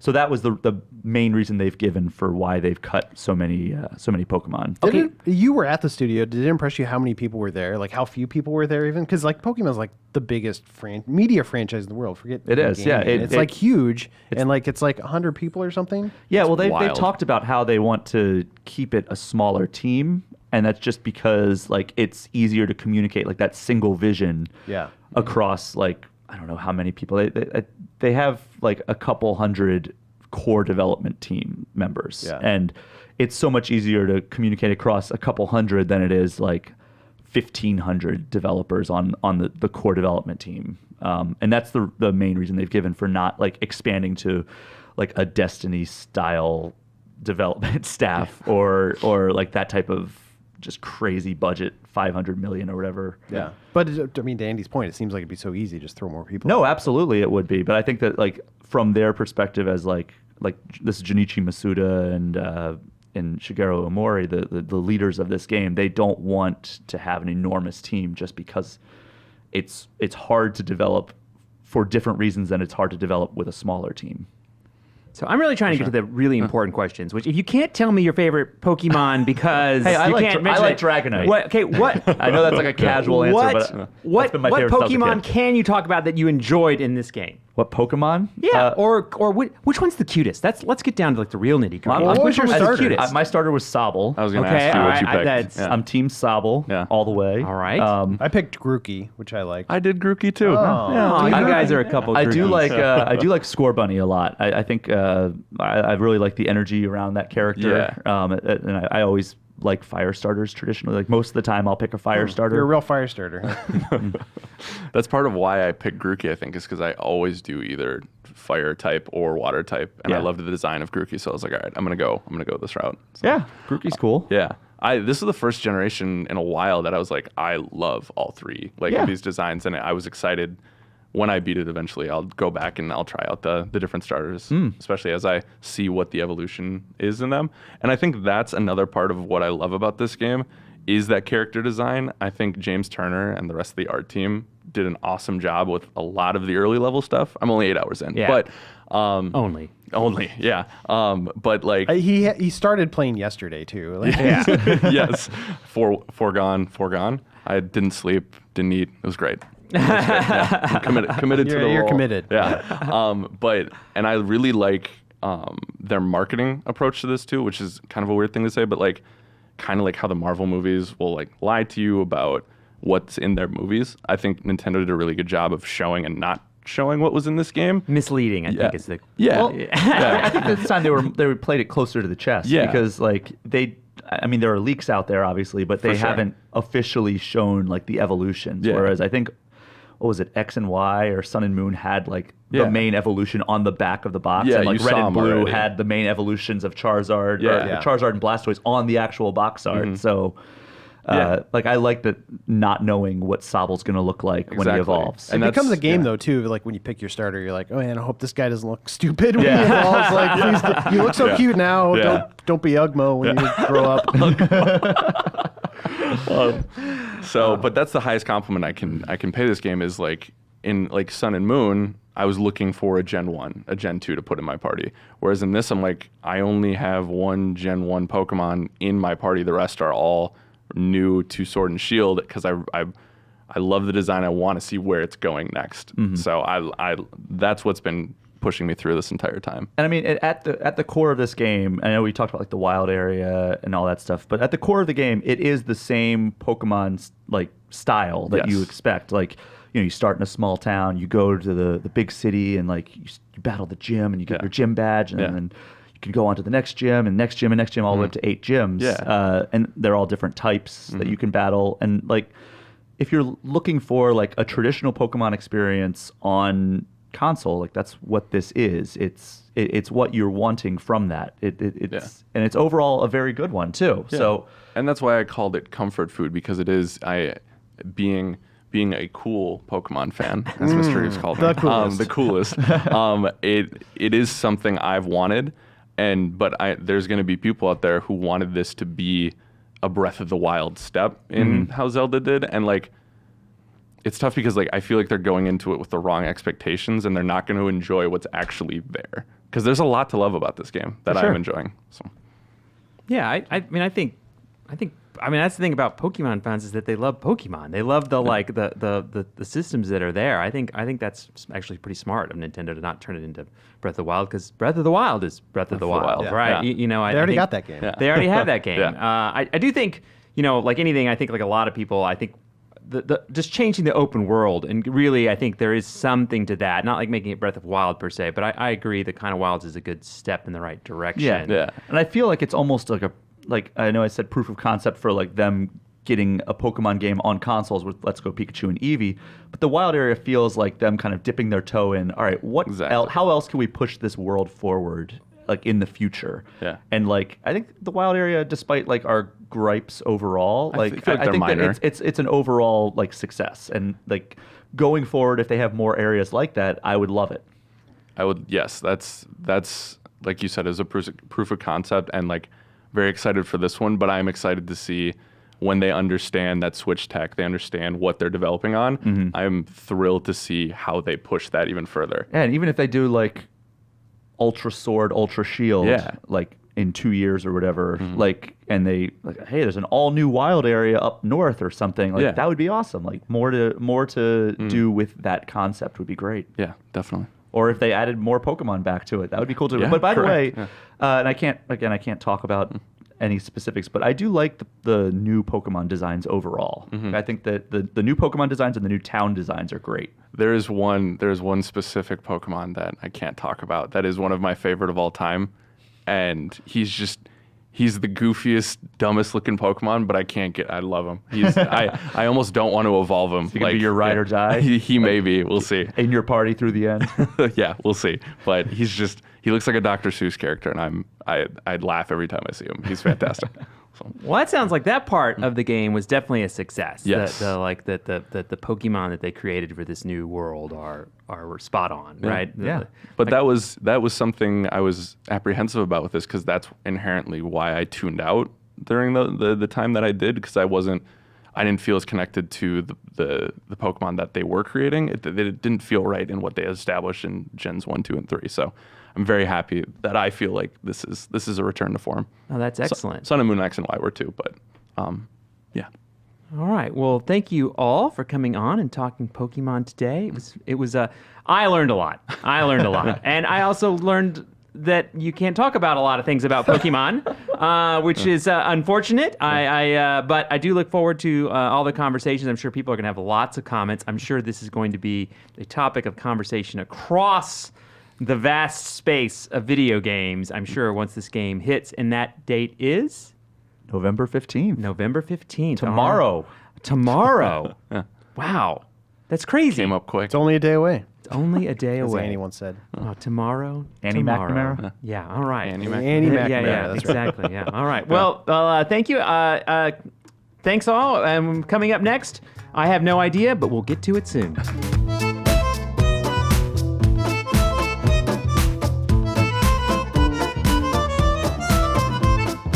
Hello, and welcome back to the Game Informer Show. I am your host, Andy McNamara, and we are about to embark on community emails. I'd like to remind everyone that podcast at GameInformer.com is how to get your questions submitted. I will do my best to address them. And I have a crack panel here to discuss, or a panel on crack, whichever you prefer. Kim Wallace, Hey, how are you doing? I'm good. How are you? Doing all right. Having a good day? Pretty much. Okay, excellent. And Getting then stuff done. Getting stuff done. And Jeff Cork, how are you Hello, doing? doing well. Your voice on the podcast is interesting. Is it? You're mocking me, I think. No. Yeah, he's totally mocking me. I'm He's totally not, mocking, he's Andy. totally and by the way, every day starts off with Jeff mocking me in some way. I mean, that's essentially. And the other thing too is, if you don't know about our office, which you probably don't, but I have to walk by Jeff's desk to get to our creative production department, and Jeff is famous for just looking at people and just kind of shaking his head. That's because, I would say 40% of the time you go, stop. And then you go, what was I here for? And I leave. I do it all the time. I do. I The totally best. do I have, it. the best spot for that. You get to watch I totally forgot the question on the way over, and I get back and I go, I'll be back. And I don't know. It's embarrassing, but you're right. It's fun. It is We're definitely having a good time. That's a little inside baseball at Game Informer. Andy walks around confused. It's one of those things. And then Ben Reeves. Hey, I almost thought you were going to forget to announce me. Yeah, I'm not confused no, right you didn't. now. Yeah. I just have a funny voice. That's hard to apparently, tell is the what difference. I Yeah. No, you're back to normal now. Oh, am I? Yeah. Okay. Well, I feel like, by the welcome. way, in my own review of me hosting this show, is that every segment, I feel like I have a hard time getting it rolling. You know what I mean? You know what I mean? Get it rolling. And it's once it gets rolling, I'm like, things go well. Yeah. But that first moment, right now, Yes. is when I'm screwing things up. Yeah, right? you get in your head and you start thinking about, Yeah. someone's and then, might listening to what am I this. going to say at the beginning? Yeah. Where are we even at in this show? Yeah. I'm What do we say in the confused. middle? Yeah. It's so that's where we're at right now. But thank you all for coming today. And also, Alex Stadnick is in the box right now, running the show. So thank you. How you doing, Alex? I'm good. How about you guys? I'm doing well. Doing well. All right. So please, throw in any of your own thoughts too. Throughout this thing, we're going to do 3 questions today. 3 questions. They're deep. They have lots of answers that we're going to go through and discuss. So let's begin. Hello, GI crew. Greetings from Kansas City. So I've been playing through Luigi's Mansion 3 with my 6-year-old son, and him and I have been having an absolute blast with it. I played several games with him and had a great time, but playing through Luigi's Mansion 3 with him exceeded my expectations. The fun of solving a puzzle, sucking up ghosts, beating a boss, and giving each other a high five after we celebrate our success. The game has a lot of fun moments. It's also hilarious at times, and my son and I have laughed together so many times while playing this game. The game has reminded me just how much joy video games can bring, and also how much fun cooperative play can be, as my son and I have been taking turns throughout our playthrough. It's been a while since I've had this much fun playing through any game, and sharing it with my son has gotten me excited about playing games with him that are played cooperatively. Would love to hear a few of your personal examples and get your thoughts on your favorite co-op gaming experiences over the years and what made it so special. This is from Jared Barzee, and I believe that we, as previously stated, Kansas City. So co-op games and personal experiences with co-op games. Real quick, is that Kansas City, Kansas, or Kansas City, Missouri? The original co-op cities. Exactly. Yeah, they are. Yeah, I mean, they're working together. It doesn't matter. I would say the 6-year-old, he's right at that sweet spot, and he's old enough to play Diablo 3 with his dad. Diablo 6-year-old. 3, seriously. Absolutely. My sons and I, we played that when they were very small because we played a lot of Skylanders. And then eventually I was like, what's like Skylanders? It's, I called it Skylanders with ketchup because that's what I told him what all the red stuff was. It was erupting from him. And, Hold on, I just need to call parental services here quickly. One moment. So I can't accept any more awards. I'm doing real well. So you went that quickly to Diablo, which is by the way, a famous and amazing co-op experience, Yeah, right? it's fantastic. It's it is one of the best. We alternated with that. We also continued to play Skylanders. We played a lot of with Disney Infinity when that was still a thing. So we kept it all across the board. So. But did you have to skip story scenes? Did you have to go? I mean, I feel like No, there's story scenes they're sacrifices super and rad. things Yeah. in Diablo. Honestly, I wanted to skip the story scenes in Diablo 3. I was like, that's not why we're here. Yeah. But I mean, are there any things that we could point to? Because I would point out I think we all would agree another great classic co-op game is Left 4 Dead. Yeah. That was the think first great. one that came Yeah. to mind. But I don't usually recommend Left 4 Dead for 6-year-olds. Yeah, I think if we're branching a little bit out of 6-year-olds, my sons, one of them in particular is really into Fortnite, and I've always enjoyed watching him. But it's interesting to watch because it's something that he's growing up with, and he's able to do things instinctively that I agonize over because I'm overthinking, building. Yeah. His instinct, someone shoots at him and he's instantly constructed a castle, and I'm like, I have dropped a ramp to make it easier for someone to shoot me. So I can stick my head out the top and they can, Yeah, but during Extra Life, I played a bunch of Fortnite with him, and it was super fun. And he really enjoyed all right, go here, Dad, do this, Dad, and so he was kind of the expert there. And I have continued to play with him, and it's super fun. Yeah, and so that's you're playing competitively, Cooperatively and competitively. Yeah, Yes, we're correct. as a duo. Yeah. Yeah, we've won a few times, which is super satisfying. Yeah, it is fun. I mean, I think the obvious thing, I am stating the obvious here that playing games with your friends is always fun. Sons, daughters. Yeah. That all adds to the excitement, and one of the reasons why I think back to one of the classics, which I assume everyone here has played, Contra. Oh, yeah. Yeah. Right. Yeah. That is for me. If we talk about personal experiences, Contra was one of the first games where I was like, we can play together and do this, and we just sat on on the floor in someone's den and played Contra until we found out about the Konami code. Yes. Which changed everything, right? And continued to play and went back and played over and over again, right? That to me, Contra is every time anyone says co-op, I think Contra. I think in that era, fewer things are more disappointing than seeing this game is multiplayer and then hitting start, and then it's player 1, start. You're like, cool. I guess I'll just watch. Yeah. Let me know when it's player 2's turn. But another old classic is Gauntlet. Yeah? Oh, those are good. When we're going way back on the Wayback Machine, because that's one where it brings in that arcade experience of Teenage Mutant Ninja Turtles, X-Men, Simpsons, all those classics. all those Oh, yeah. classic co-op games that are so fun, which you can find out there, or even a lot of times, and I don't know about Kansas City, I would assume so, but Minneapolis has some local kind of classic arcades that you can go to, and they're a lot of fun. Now, that said, I think the biggest one is a bar, but I think you can go there during the day, and I don't know if they don't take minors. They don't You're take talking about minors? Up down. Yeah. In Minneapolis. I don't have any minors, so I don't know anything about it. Yeah. But It was funny you mentioned Gauntlet because my wife and I, we played through Gauntlet Dark Legacy on Yeah. GameCube together. And she doesn't play a lot of games, and that was one that she's like, this is easy enough to figure out. It was just a fun thing to putter around with. yeah, and made your relationship all the more strong. Yeah. Talk about strong relationships. I was watching you and your kids play Fortnite for a little bit, and it was just kind of funny watching Cork play, and he'd be like, "Oh, that guy, that guy." Totally or you'd be talking to your son too, and be like, "Yeah, you really that up for us." I was joking. Oh yeah. We have a rapport, my son is. I was like, I assume your kids know that you're joking around. And it's just Oh, funny, yeah. You'll do that in the office too, like Angry Cork, and it's a joke. But I'm like, oh, it's kind of weird when it's your kids, but it was funny Yeah. to watch. Oh, Cork being angry is a joke? And I have that parenting award Alex. for you right there.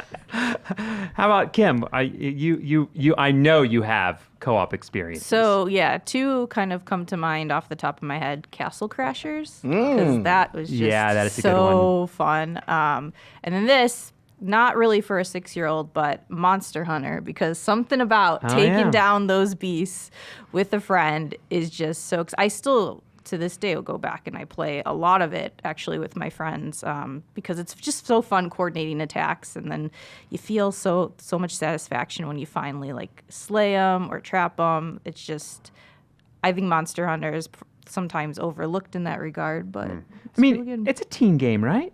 I think so. I mean, there's not like any like real violence or anything like that. It does get hard though. The hunting part. That's Yeah.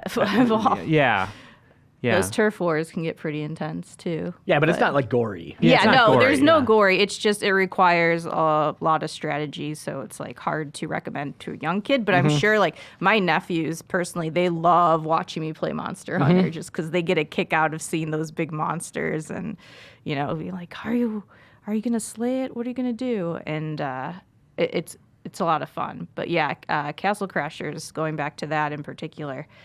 That game is just so fun. Yeah, it really That is. and did you ever play the Scott Pilgrim game? Yes. Came out a few years later. yeah, I think, forgot but about it was that, also yeah. really good, like beat 'em up, side-scrolling game. I always like the games there. You play and you have sort of designated roles where it's not like everybody's the same power. Like he was talking about Luigi's Mansion, and I do like that. I've been playing a little bit with my wife co-op, which is Yeah. fun. And Luigi has certain things he can do. Luigi has certain things only he can do. I kind of like that aspect. Yeah. One of the best examples I think of that is Portal 2. That had a really Yep. cool co-op game, and I think it's overlooked a lot because I don't know if a lot of people play that game, but I remember playing it with Adam when he was back here reviewing the game. We played it co-op, and it was the most fun we've had like reviewing a game, I think, just because we were talking about like, oh, you have to go do this while I do this, and you're figuring out the puzzle together. It's like the best example of like figuring out a puzzle with another person, 'cause Yeah, those each light of you bulb could do one moments. thing, but you couldn't do both things. Yeah. And along that line, Overcooked is often a man. much Yeah. talked about co-op game, fun party game, good times. I introduced that to my buddy Marco, and he was like, really loved it. He's like, this is the best game ever. I'm going to go home and buy it. And he started playing with his girlfriend, and his girlfriend immediately hated it for some reason. I was like, okay. And then I talked to him like a week later. He's like, yeah, I just been playing it solo. I'm like, what? You're doing it wrong. You got to play that game. Of all the games, you got to play that one with other people. Let me know. Yeah, it's not very fun. I He think was it's a liking bad it. game. I don't know. And also just kind of some modern games too. Sea of Thieves has been like a lot of people have been like getting into it. I've been watching it. I've not been playing it, but I've been watching people play it, which just Andy likes to stream and watch streamers and things like that. And esports, I have some weird habits, but I've been watching a lot of Sea of Thieves lately, and it's actually pretty fun to watch. Like people like kind of teams of pirates go and attack a ship, and it's kind of crazy. I think that's pretty fun. And that one's definitely I think pretty universal. Could be played by younger kids. Yeah. You Oh, yeah, could play those games definitely. together. And one of the ones I don't know if I mentioned earlier, but I loved Cookies and Cream from way back in the day, which was that one where I think you played by yourself, but you were like controlling two different people at the same time, so you could like make it kind of wacky, like 2-player fun just on your own, even though it is like one that you can do on your own. But I did love like it's kind of a different co-op, I guess, kind of overall. As like a weird reference. And then I think there's two other ones that I wanted to mention. I don't know if you guys played. Did you guys play Lovers in a Dangerous Space Time? Oh, yeah. I played that a little bit. Played a little bit of it. I liked it I haven't okay. You liked it okay? There's 39 Days to Mars or something like that that's coming Yeah. out, or maybe is out now. Isn't that a band? No. Oh gosh, I might have screwed up the title. It's something like that, but it reminded me a little bit of Lovers in a Dangerous Space Time because you're like, it's this 2D thing. You're running around a ship trying to solve different puzzles and stuff. Yeah. It seemed neat. Yeah, seems neat. And then also Divinity, which was like one of the weird co-op, like big giant RPGs, which just doesn't happen very often. Obviously not recommended for 6-year-olds. Yeah, no, definitely not. Definitely not. But when you move into the Jeff Cork parenting realm, when your kids are playing Diablo when they're 5, 6, 6, Yeah, around six, six, six yeah. or 7. 666.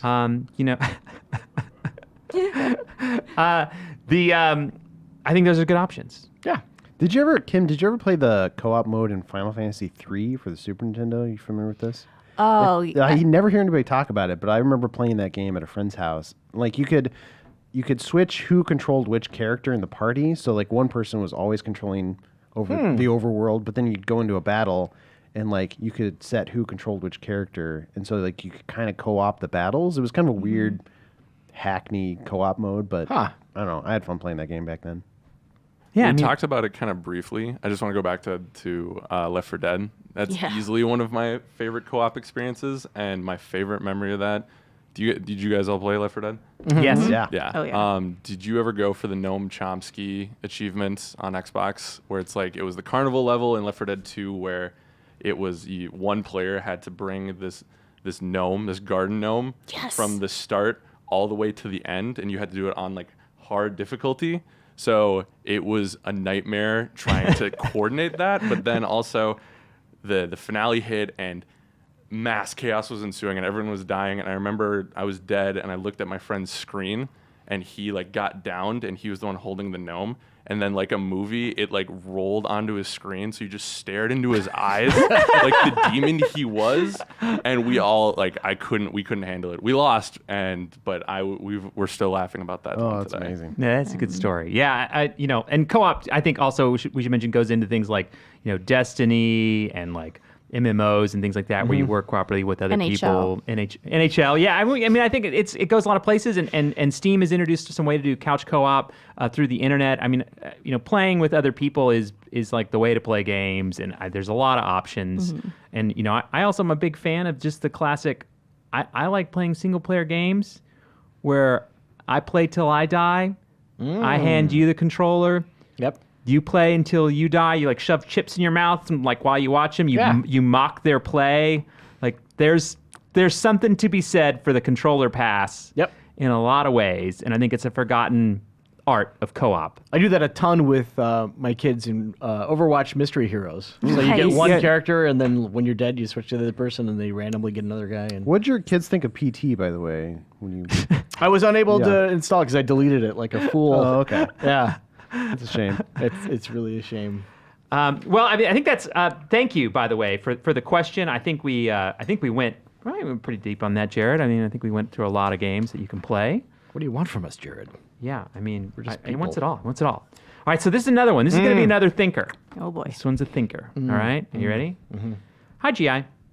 Here's my question / scenario. That's when you know. That's when It's you know, on. That's when you know it's on. You have been assigned to the video game Mount Rushmore project. Your duty is to collectively agree on 4 video game characters, not developers, not developers, to be chiseled into the mountainside. Your choice is important. This monument will last for centuries for the whole world to see. Who would it be? Thanks for the amazing content. He's really doing this? Well, Hideo David- Kojima was in one of his games, so we could find a loophole and get him in there if we wanted. All right, stop that right now. But you have to have Mario on this, right? Like, Yes. there's no way you don't have Mario. Let me quickly thank David from Fredericksburg, Virginia. Just make sure I deliver. So now Thanks, I'm done. David. Sorry. I So we interrupted. need 4. Well, you've got Lincoln and Washington at the end of the Conduit 2. So we put them in there. Yeah, there you go. You could just pretty We're much getting copy and creative with paste it. this. I forgot about that. Yeah. I remember when that happened. Someone's like, "You're not going to believe this." I'm like, "What?" And then I was like, "You're right. I was How not dumb going to could it believe be? that." Don't believe it. I need to Okay. see that. It's Yeah. exactly this dumb. It's amazing. Yeah. So I mean, we have to go through time, right? And I like, it's kind of funny because I also think like, which is like the worst like monument thing ever is Pong. You can't like the little dot on the end, right? like you in know what I mean? 2001 You know, like you're like, oh, they didn't finish that part of the monument. Yeah. But I mean, I think that's a pretty famous dot. That's interesting. You could also kind of say that's also the main character in Adventure. You get double duty. Yeah, out of I mean, it. the dot did a lot of work. Yeah. By the way, the dot did a lot of things for a long time, and even like when you look back to the early like kind of tennis, the first tennis was an oscilloscope, which is essentially a dot, right? I mean, like so the dot. the game, the dot is pretty famous in games. The unsung hero. And if you don't Pac-Man. like it, you could chisel. Like You could change your mind something later. Yeah, inside. someone comes Yeah. along that you really Exactly. like and you want to add, you can be Yeah. like, well, the dots. No one gets it. See a dot. Yeah, exactly. Everyone thinks it's not finished, but Yeah. I think the dot is like, if nothing else, I think the dot should be in the discussion. Yeah, I'm for that. Well, I mean, moving forward a little bit, Pac-Man was like one of the first characters. And he ate dots. And he ate dots. Yeah. Oh, that He works. could be Hungry, facing hungry. it. You I So think it you need could be- Pac-Man on there. I mean, I like Pac-Man. You said Mario has to be, and then I'm like, well, Link. Do you get 2 Nintendo characters? Like It's Link's my Mario favorite. over Link, though. I mean, by the way, this is a tough question because I think there's a lot here. I don't think let's not say anyone's on yet. Let's say Mario's definitely in the running. Mm-hmm. I get the Pac-Man. I mean, they had Pac-Man Fever, the song. It took over the world. I bought a book as a kid to get better at Pac-Man. Yeah. I had a Pac-Man joke book. Jokes were not good. Yeah. I don't even. Do you remember one? I don't. I'll bring it in sometime though, and we should have a bring it- dramatic reading of Yeah. Pac-Man jokes. Yeah. yeah, it'll be good 'cause for the that's- momentum of the show. Can't get any It's worse. so bad. So Super Mario. I mean, there's got to be more. I mean, there's got to be more characters than that. I mean, I don't I think think that's it. Oh yeah, I think we've got them all.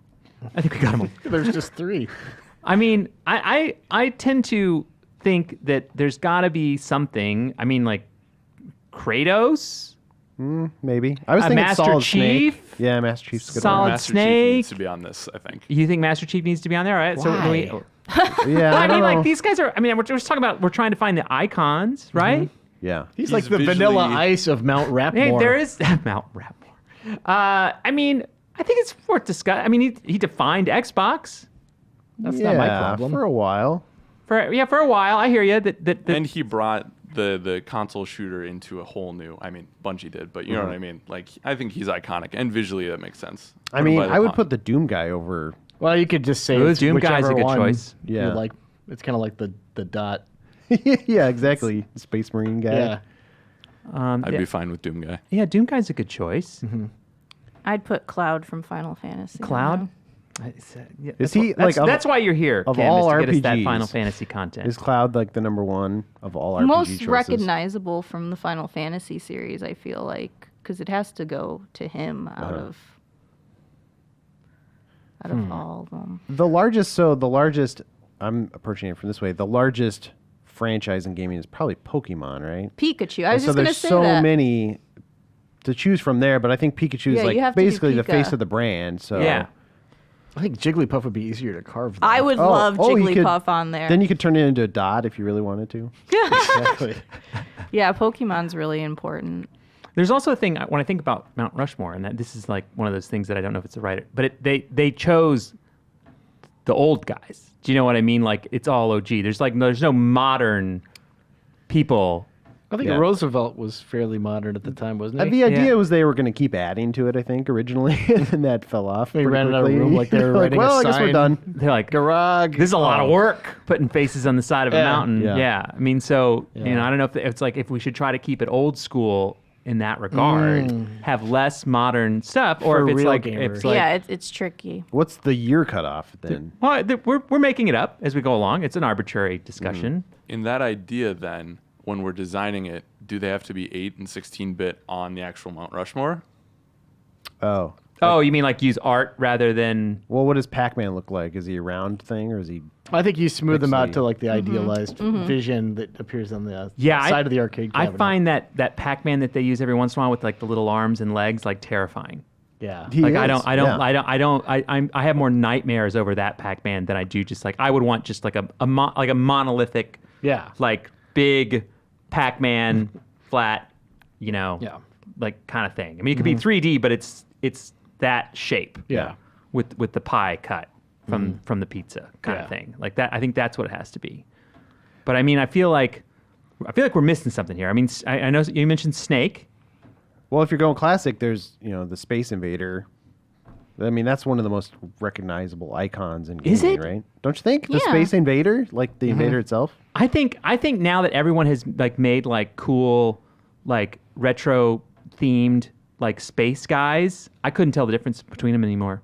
And there were a ton of them. Like there were a ton of like rip-off games that were like on like Intellivision and ColecoVision that were all like pixel art Invader guys. Uh-huh. That if you showed me one that was like this is specifically Space Invaders, I might have trouble. I mean, I think there's one I know I definitely Yeah. nail, but like Yeah.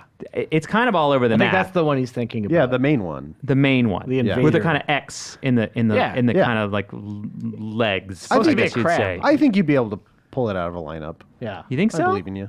You'll recognize it when you see it on this mountain. Well, I mean, I kinda recognize it better than the dot. I mean, the dot's going to be the hard one to like dig through.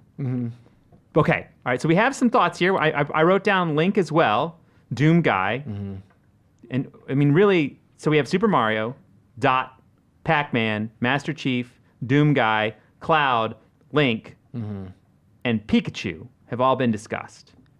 No Nathan Drake? Well, I was going to bring him up eventually, yeah. I He's also- on mine, I think. Just like in terms of like characters who you know the most about and feel like real like people. Like I think Nathan Drake's kind of up there. What about Laura Croft? She's good. Yeah, I mean, it'd be nice to have a female on there, right? Well, I was actually thinking for a wild card, FemShep. Oh, I was thinking It's like about a Shepard, too. yeah, like respected that. person. But Yeah, then what do you pick the base design, the marketing design? Like I guess. Yeah, marketing design. just put a mirror, like imagine. You're the person of Yeah, the you're year. the Yeah, player. you. Since I don't we're know. keeping it old school, do we want to do like Ryu or Chun-Li from Street Fighter? Chun-Li! or- Yeah, Man. Chun-Li's a good choice. Yeah, Oh, I yes. do. Good choice. Yeah, that's a good. That's I a good. love That's a Chun-Li. good point. And I still feel like there's stuff we're missing here. I think we're failing on making this monument. Well, I think the problem is we haven't narrowed it down to 4. Well, it's like there's Yeah. only We just keep four. expanding. The problem We is got- there's I only mean, 4 you can we have pick. to think through the problem first, right? I mean, it's a tough problem. I think it's a big. I mean, like Resident Evil. Yeah. I don't. Man. I mean, not Who would very you or pick anything. from Resident Evil? I you guess think? Jill. Leon, right? I don't. Yeah. I don't almost feel like they're like recognizable enough, like iconic visually. You really went with the Space Invader guy is recognizable. Oh but yeah, but these people- undoubtedly. Oh yeah, way more. Yeah. way more. I mean, Absolutely. You could pick zombie as like one of the. Oh, just a zombie in general, zombie, like just 'cause it covers zombies the are everywhere. board. Yeah. Then you may as well just put gun. Oh, I'm a big fan. Yeah. You know, a while ago, like I mean, it would EA be a weird monument, but you're right. We could just do like that kind of thing. EA was Certainly. working on a game called Gunhead for a while. It was just a dude with a gun for a head. I just thought that was so cool. Captain Price from Modern Warfare, probably Weird not. guy. I mean, is that all we got? All right, move forward. Should we make this monument? Are we still limiting it to old franchises? Because if not, like an Overwatch character should be on that. Yeah, I was feel just like. gonna actually Like say Tracer. that Tracer definitely. Yeah. No, I don't know if she's top 4. That's the problem. A lot of these, I'm like, I don't know if they're top 4. So then I As a hesitate millennial, to say I'm like 'em. tearing my hair out over here. Well, I mean, I think we didn't decide that it was for sure going to be old school. I just brought that up as like that's an option as we look at how we build this monument. I don't think it has to be. I think old we do school. old and new, mix it up a little. Mix it up a little bit. All right, I'm with that. I'm fine with that. Who's like the most iconic character of this like generation then? Like right now, Yeah. Is it Kratos? I mean, Ellie, Ellie from The Last of Us. Aloy? Game's not even out yet. Aloy's great. I love Aloy. Geralt from Witcher. Yes, Geralt. I can't Boy. believe I didn't think of that. Well, that's why we're talking this through. You just add a beard to George Washington and you're like 3/4 of the way there too. Well, I mean, it would be great on the Rushmore if you could do the little hot tub with the feet out for him. You know, Yeah. like just this is reflecting next pool. level, right? Yeah.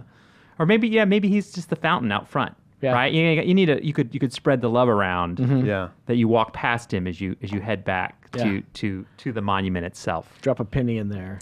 I don't know how you would do this in carve it into a mountain since she's hanging from the ceiling, but like GLaDOS, like it'd be kind of cool to. Oh yeah, just a big one of those. Yeah. I just don't.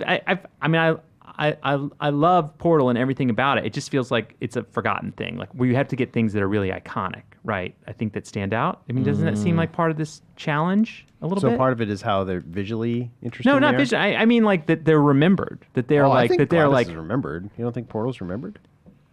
I don't think it's at the same level of some of those things that we're talking about. I mean, I do. I think the cake is a lie is remembered more than GLaDOS. Sure. I mean, if you're saying she's not top 4, I probably agree with you. Yeah, I mean that's kind of what I'm. I mean, we're talking about great characters here Yeah. all along. I'm just trying to think. I think we have to pick ones that are really, really super iconic. I think visually speaking, a Big Daddy from BioShock would also fit, even though he's not a hero. You keep saying things as I'm thinking of them in my head. It's kind of creeping me out. Are we becoming It's like, best friends on stream? I was like, I will like literally be thinking of that, and then it's like Alex says it. I'm like, whoa. Yeah, I think that's a great choice. I don't think it makes it on there. Yeah, I don't Yeah. think it makes it, but it is. I mean, I think it's that's an what I interesting was just talking point. thinking. The Fallout guy is right behind you. Oh, Metroid right here, boy's good. Samus. Yeah, you could do 4 with just like Nintendo. That's what I was gonna say. It's hard because it could be all Nintendo characters. You know? And I'm doing The- this not to make fun of Shay, but like Sonic is Yeah. a pretty Yeah. big character. No. Real quick, did you guys see the new trailer? No. No. Looks way better. I It's heard weird. that. I've, I like, saw watched the that, I was like, ooh, redesign, and I was like, yeah, that's a kinda- lot better. It looks like a different movie. Almost, you're like, oh, it actually seems kind Well, it's of because the other funny. one was terrifying. I mean, the first one was terrifying. It was terrifying. They'll have even like the old scenes with the new Sonic in there, and you're like, wow, this looks watchable now. It's like, Yeah. this looks, Now I love it. Yeah. I think it'll win an Oscar.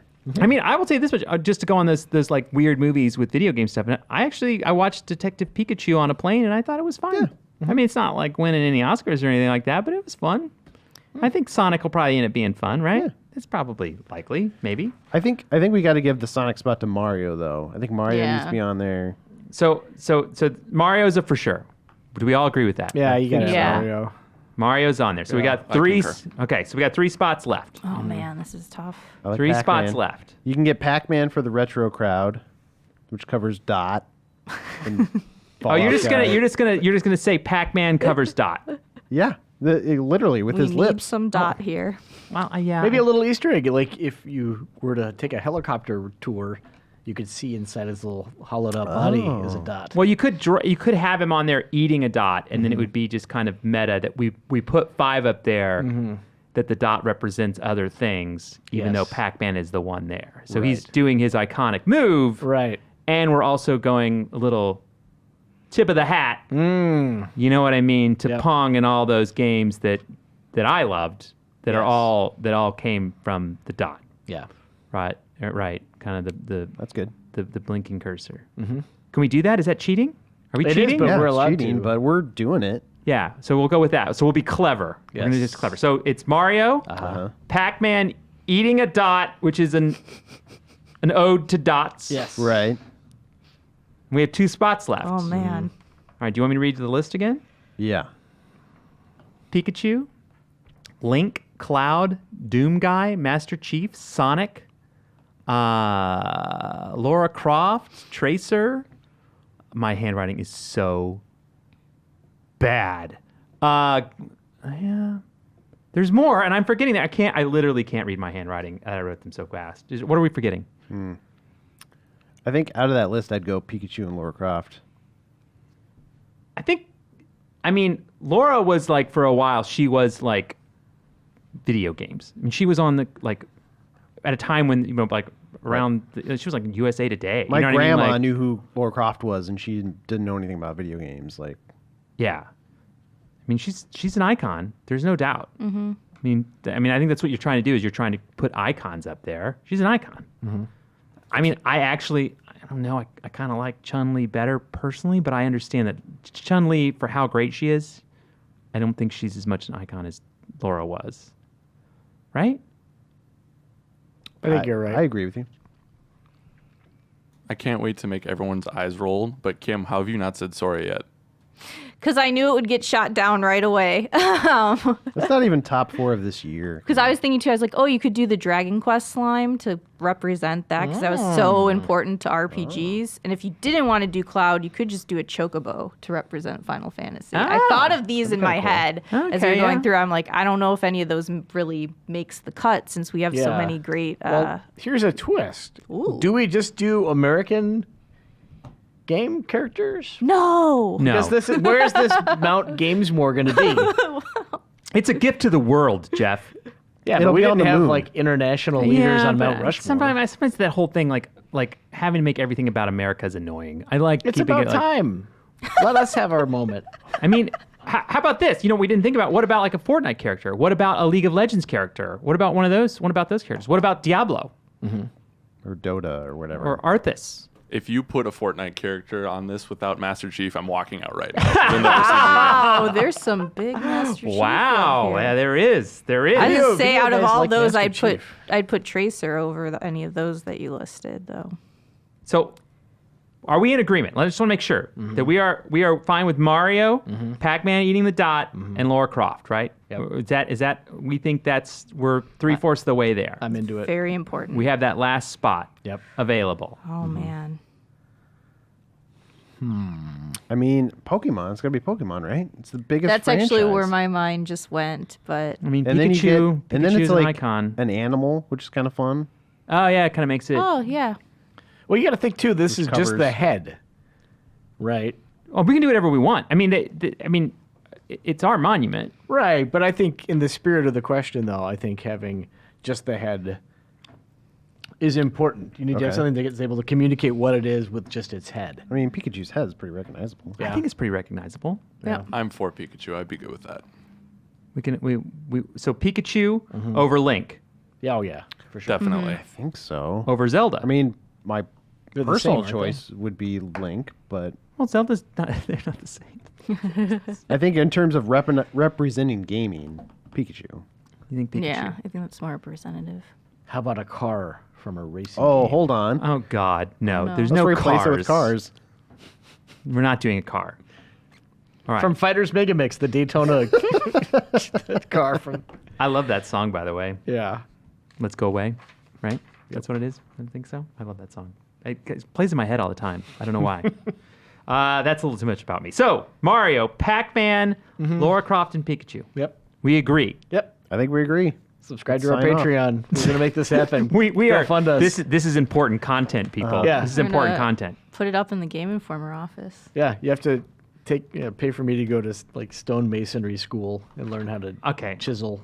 Okay. So here's the last question. That's what we've done. Now I'm going to give you a chance. Who do you change? Do you leave it? Do you change one individually? To do your personal, like, Your number personal one. Like no, your personal. Like if you like your problem. I'm trying to discuss like we're getting because everyone in any discussion we have always leaves and said we finished it. The list is stupid because we didn't do X because of your own personal choice. I think What this is is good. What is your own personal choice? What did we screw up here? Personally, I'd get Link on there. You get Link on there. Man, it seems stupid to replace Mario, but it's weird That's to what have you like, do? I need to have. Otherwise, you have 3 Nintendo characters on there. Yeah. So I'd probably replace Mario or maybe Pac-Man, but Okay. probably Mario with Link. This is my personal choice. No, that's what I said. It's a personal choice. Alex, you had a Master Chief thing that you really wanted to get in there.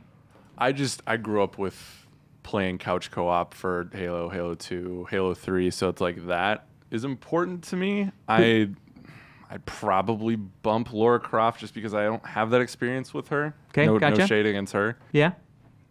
Fair enough. So you're all right. Kim? Man, this is tough. I want something to RPGs in some way. So either the Dragon Quest slime or I'd put Cloud on there. Yeah. Totally. This is your version. Yep, it would be one of those, I think. Or do you get rid of all? Do you just change them all into just like Final Fantasy characters and like Yeah, then we can get Sora do on all there from square Kingdom characters? Hearts, all square characters. I'm just and Joker from Persona, that would be cool. But I'm going way niche. just put there. Batman on there?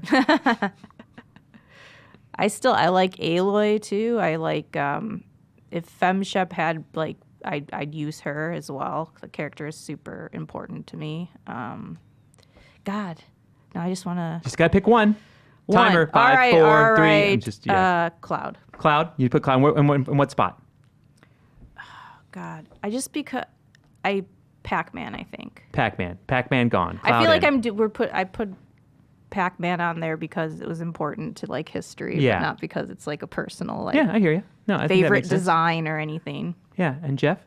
I like the list as it stands. You like this? Oh, look at that. Wow, you agree with something we did as a group. Yeah, I am. So we I think made we the right did a call pretty for good once. job. Yeah, Yeah. I think we got a good. We didn't blow it. Yeah, I think Seems that's- like we should make all the decisions going forward then. Yeah, Just the 4 of us. Yeah, well, we can work on that.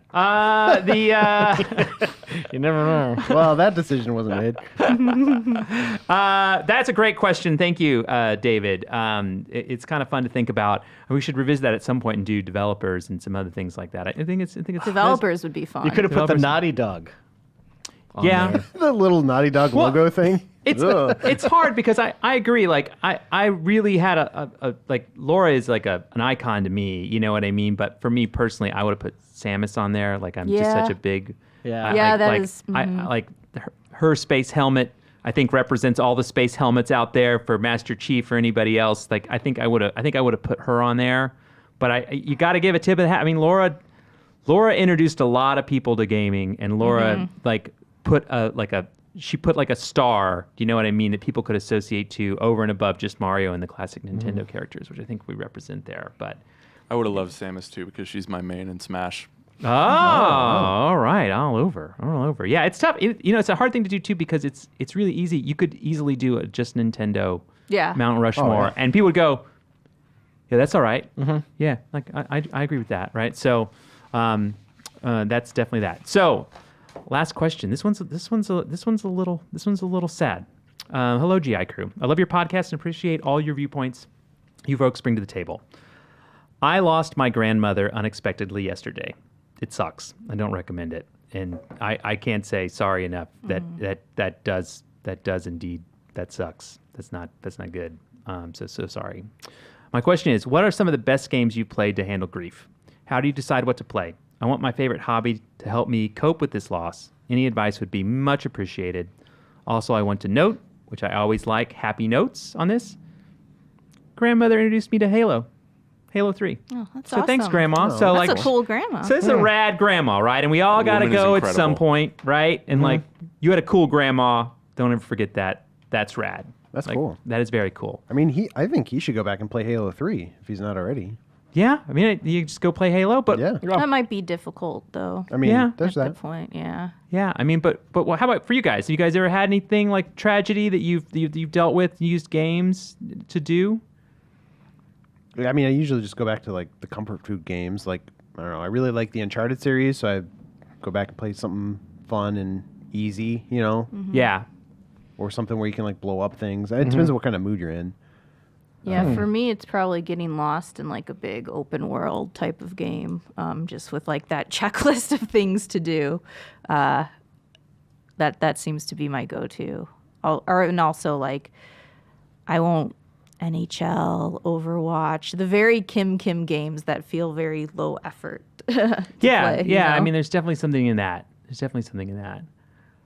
I mean, I know for me, I'll kind of jumpstart here. Like, I had like times when I had to do like just things in life were hard for me. And number one of the things I would recommend, what I did was I didn't play video games. I actually like went and walked around museums and put headphones on and listened to music and like looked at the world and tried to make sense of it.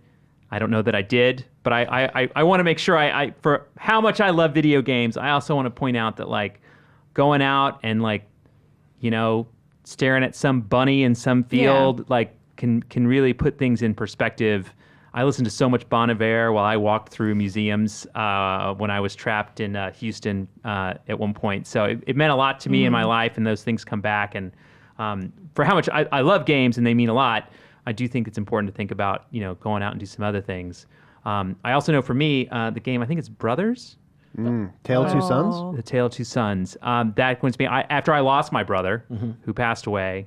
I played that game, and it just, it killed me. That You know what I would've been mean? the Like worst, yeah. It was the worst, but I will say this: it's like sometimes dealing with. And by the way, we're not psychiatrists. Please don't take any of this too seriously. This is a podcast about video games. But you know what I mean? Like sometimes it's hard to deal with grief, right? And sometimes it's hard to deal with it in proper ways. And no matter how many times you're sad about it, sometimes something like that for me, like I said, it did. It just turned me inside out. And very powerful game for me, especially at the end. If you've ever played it, it's got a lot there, and it's got a lot to unpack.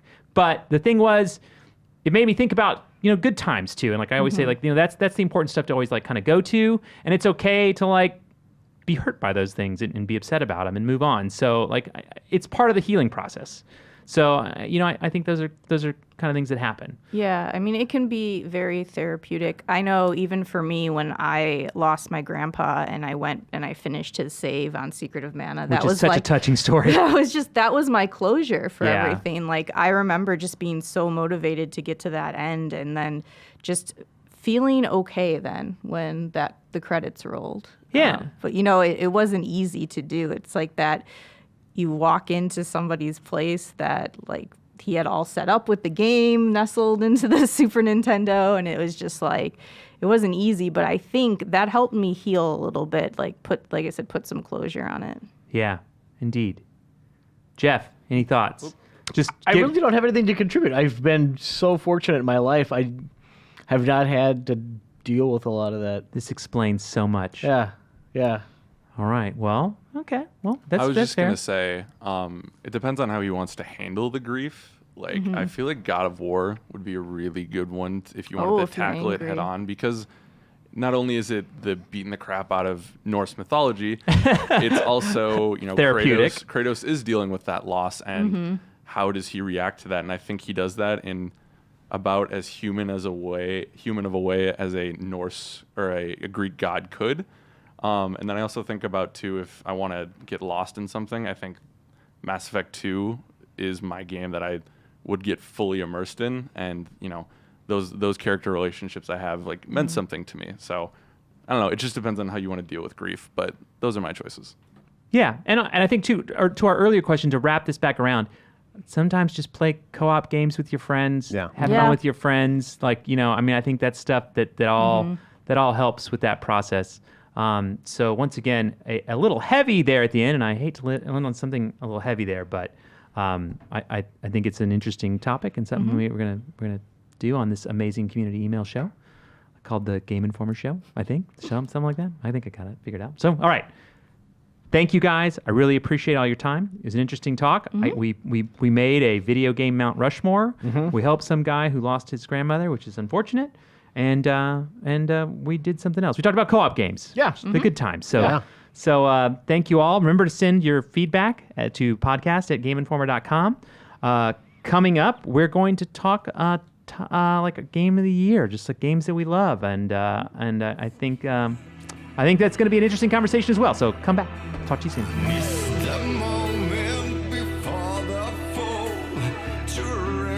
Hello, and welcome back to the Game Informer Show. I am Andy Mack, your host, and with me in this segment, which we are going to talk about our top 50 games, but I'm going to explain a little bit more about that in a moment. But I have Jeff Cork again, Hello. Dan Tack. It is great to be here. Oh, thank you. Ben Reeves. Hey, And- I'm having a good time. Are you? Excellent. Yeah. And a lovely sweater today, by the way. Oh, thank as you. And in the box back there, we have Alex Stadnick. Stadnick. Stadnick. I'm going to get better at it. I promise. So this is a segment I added today, pretty much. Thought of it last night. This is how we roll. This is the kind of production we do here. So, basically we're going to do the Game Informer Top 50, which we do every year, and we do that in the February issue. We haven't started on it yet. We're still a ways away. But one of the things is we have a number of big meetings where we have like these big conversations, and everybody, we talk about games that we think are kind of shoo-ins and things. Then we get that kind of list, and then we start arguing over it and all those kind of things. And I thought it would be interesting for us to maybe start the arguing earlier, or at least the discussion earlier, because what I'm trying to focus on here is, and I'm going to do it this week, and I'm going to do this in the coming weeks in other shows and bring in other editors. I want to hear their opinions. Is that I want to know where each individual kind of editor, member of the Game Informer team is, what they think about these games, what's affected their year, what games they're thinking about as we head into the end of the year, an awards season, and a top 50 and all those things. And so that's the focus, is to kind of get into what these guys, what the team are thinking, are there games and the games that we should play and the games we should think about. So with that in mind, let's start it off with Ben Reeves in his lovely sweater. Oh, hi. How are you doing? Good. How are you? Doing very well. So tell me about your year in games. What has it been for you? What has been the things that you have, obviously you've done some for Yeah. work, but what's defined your year for you so far? Yeah. You want me to just run down the list or start talking about one? Let's go one at a time. Let's start with one. Let's feel like go with that discussion. The year started off really strong for me. So my number one was early in the year was Resident Evil 2. Yeah, the remake. The remake. It's just probably my favorite game, not only of this year, but I remember playing it for the review and being like, I think I like this better than anything I played last year. Even I think I like it better than God of War or Spider-Man. It was that strong of a game for me. I really enjoyed it. And I know Dan's Dan's face, yeah. That's a losing cup his of coffee mind right there.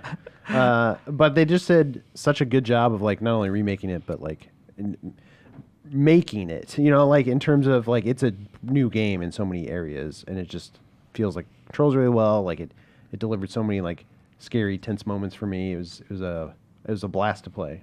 I've actually heard that comment a lot from a lot of people, that they're it's been a strong year in games, and they still go Resident Evil remake is their game of the year. I see it quite often, so I don't think that's too far off the beaten path. Did you guys play it?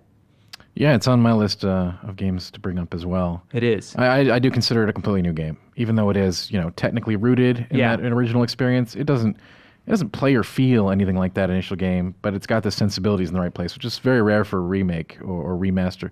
Well, this is a remake, right? Yeah. So it nails everything. Survival horror is very tough to sell to an audience, I think, today, and it really does pull it off extremely well. Yeah, I'm playing it as well. I did not finish it yet, but I was playing it and I was shocked at how streamlined it felt. Right, like that they'd really done a great job of like everything just felt like. I guess in the old games, it always felt like it was a little weird at times. You know what I mean? A little out of place. And this one just feels really like I was like, oh yeah, of course this is here. And you know what I mean? It just made a lot more sense to me. And I don't know if it's just time has passed, but I really did. I agree. I think it's easily one of the best games of the year so far. How about you, Jeff? You play it? I have not played it yet. I need to get that's on my list of homework games this year. Yeah, to get to. I Just play it. It's good. Yeah, That's it what is I've good. heard. Yeah, I think for anybody out there, if you haven't played it, it's in that kind of rarefied air. I think this year, right? I mean, I think it's top 10, top 5 kind of talk. Yeah. And like you're saying, I think for some it's in the top 3, if not game of the year kind of discussion. We've always had this weird sort of classification with like remakes too. We're like, well, do they really count towards the top 50? And like some years I totally get it because there's like a Link's Awakening this year is an example of this. Like a lot of remakes are just like that. Like Yeah. they look really good, but it's still the same game. The core game is the same. Yeah. And that's probably also on my top 10 list, by the way. But but with Resident Evil 2, the remake, like I don't know, it almost feels like you shouldn't even called it a remake. It's like it's its own game. It's its own game. Yeah. I mean, I hear you. I mean, the problem is I couldn't remember enough of the old. I mean, I felt like I should have taken the time to replay the original. That's insanity. I know, but that's like Tim Curry territory there. But I mean, like, that's the thing is when Tim Curry was here, I could have asked Tim, hey, Tim, how does, like, go through and give me the nitty gritty of like what's different about the remake, like specifics, you know what I mean? And like we could have had, to your point about like, hey, we normally put a remake like this, and to understand how much has been redone. Because a lot of it, I agree with you, it feels really fresh to me, but it's been, that original game is a long time ago. Yeah. There's YouTube videos. Yeah, there are look YouTube up. videos. There's probably a replay, right? Yeah, we I'm sure there is. We have to have a replay on that, don't we? I would think so. How about anybody else have another game they'd like to throw out there since we're throwing it to the whole group? I think I'm going to have a lot of different games than other people will have on this list, which is cool because, a lot of people say we're winding down this console generation. Maybe it's kind of an off year, but when on the PC scene, we don't really have a break. Stuff just comes out when it comes out.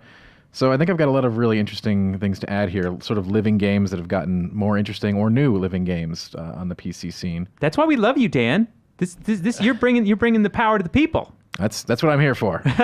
What's the most interesting game on that list?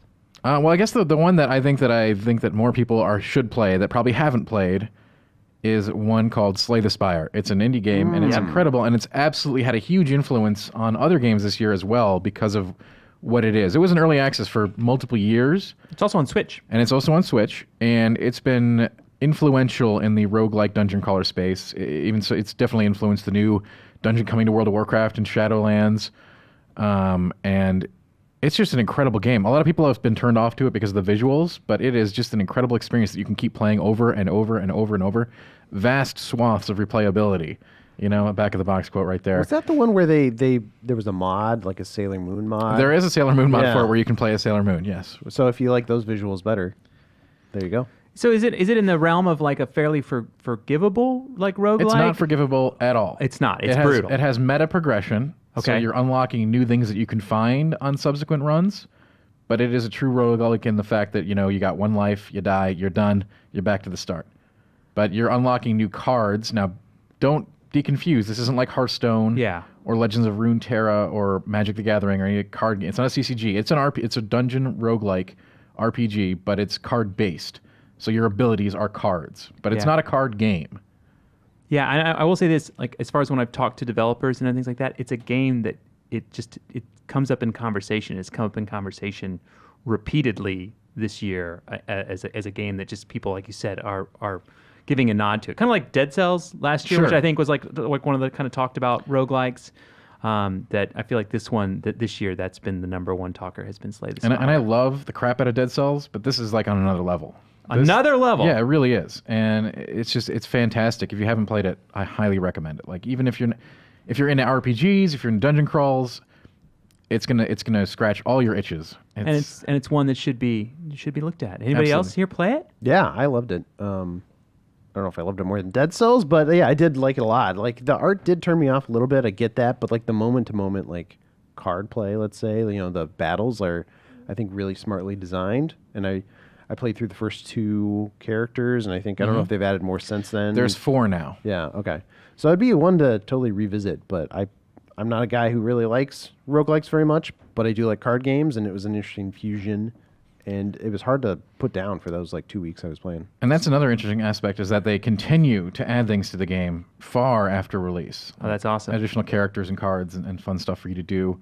Daily challenges and all kinds of other weird stuff. You can compare your rank to your friends, like how they did on a run where everything is sort of set what you start with. So you'll know, like, this boss is always going to be there in this run. It's sort of like seeding it in Yeah, Minecraft. okay, gotcha. All right.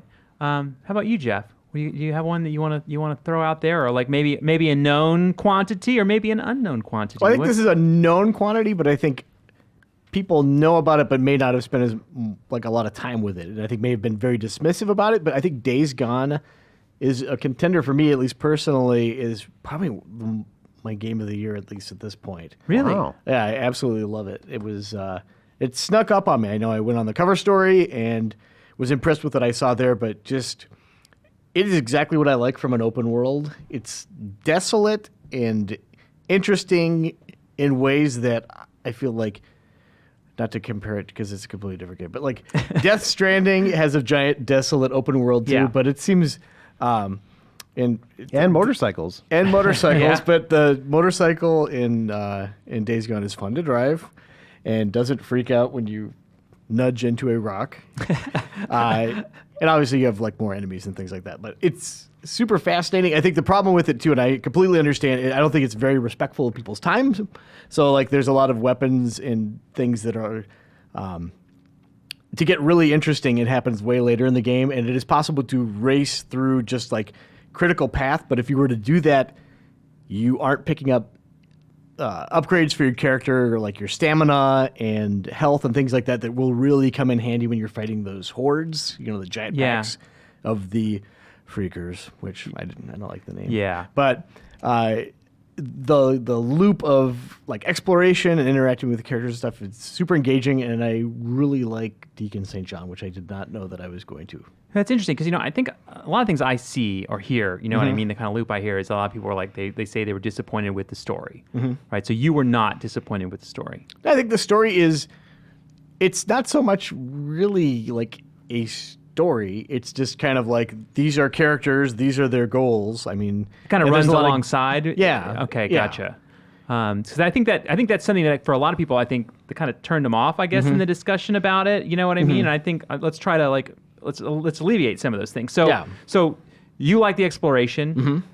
Is it going out and pulling up as many freakers as you can, and that kind of experience of getting through those kind of experiences? I mean, what happen what makes it like singular? Right? think- You yeah. compared it to the things, but tell me why it's a singular game. Why it singularly stands out.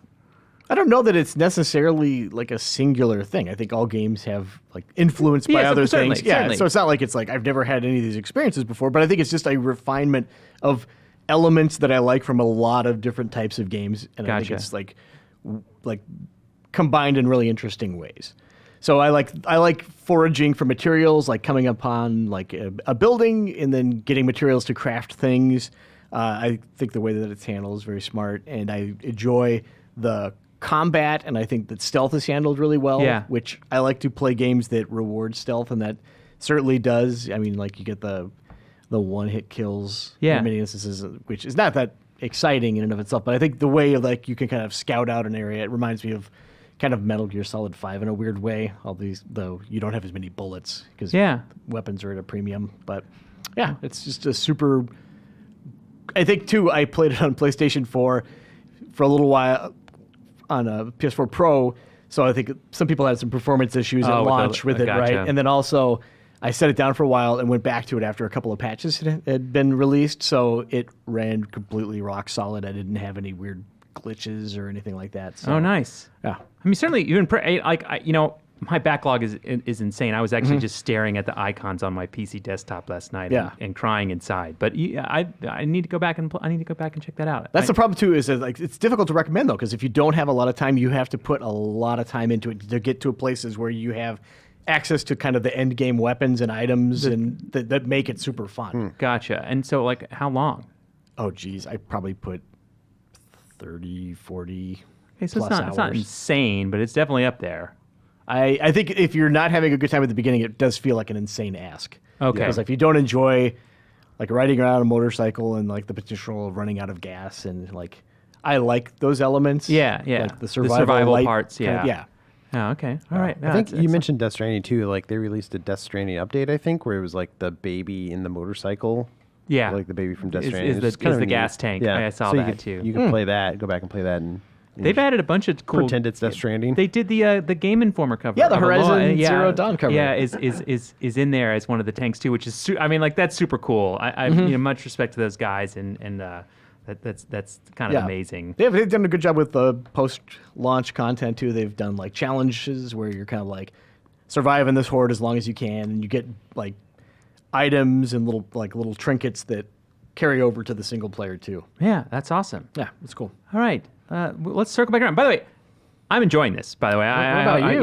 We don't for have to me, stick I around. Let's- mean, I was gonna skip myself a little bit, Okay. but just because I will throw something out there. But I'm interested. Really, like I said, I want to make sure I get through all the things that you guys. I'm really interested in like getting you guys in front of the audience, right, and getting a chance to hear what you guys say. Because I have the one luxury as being EIC.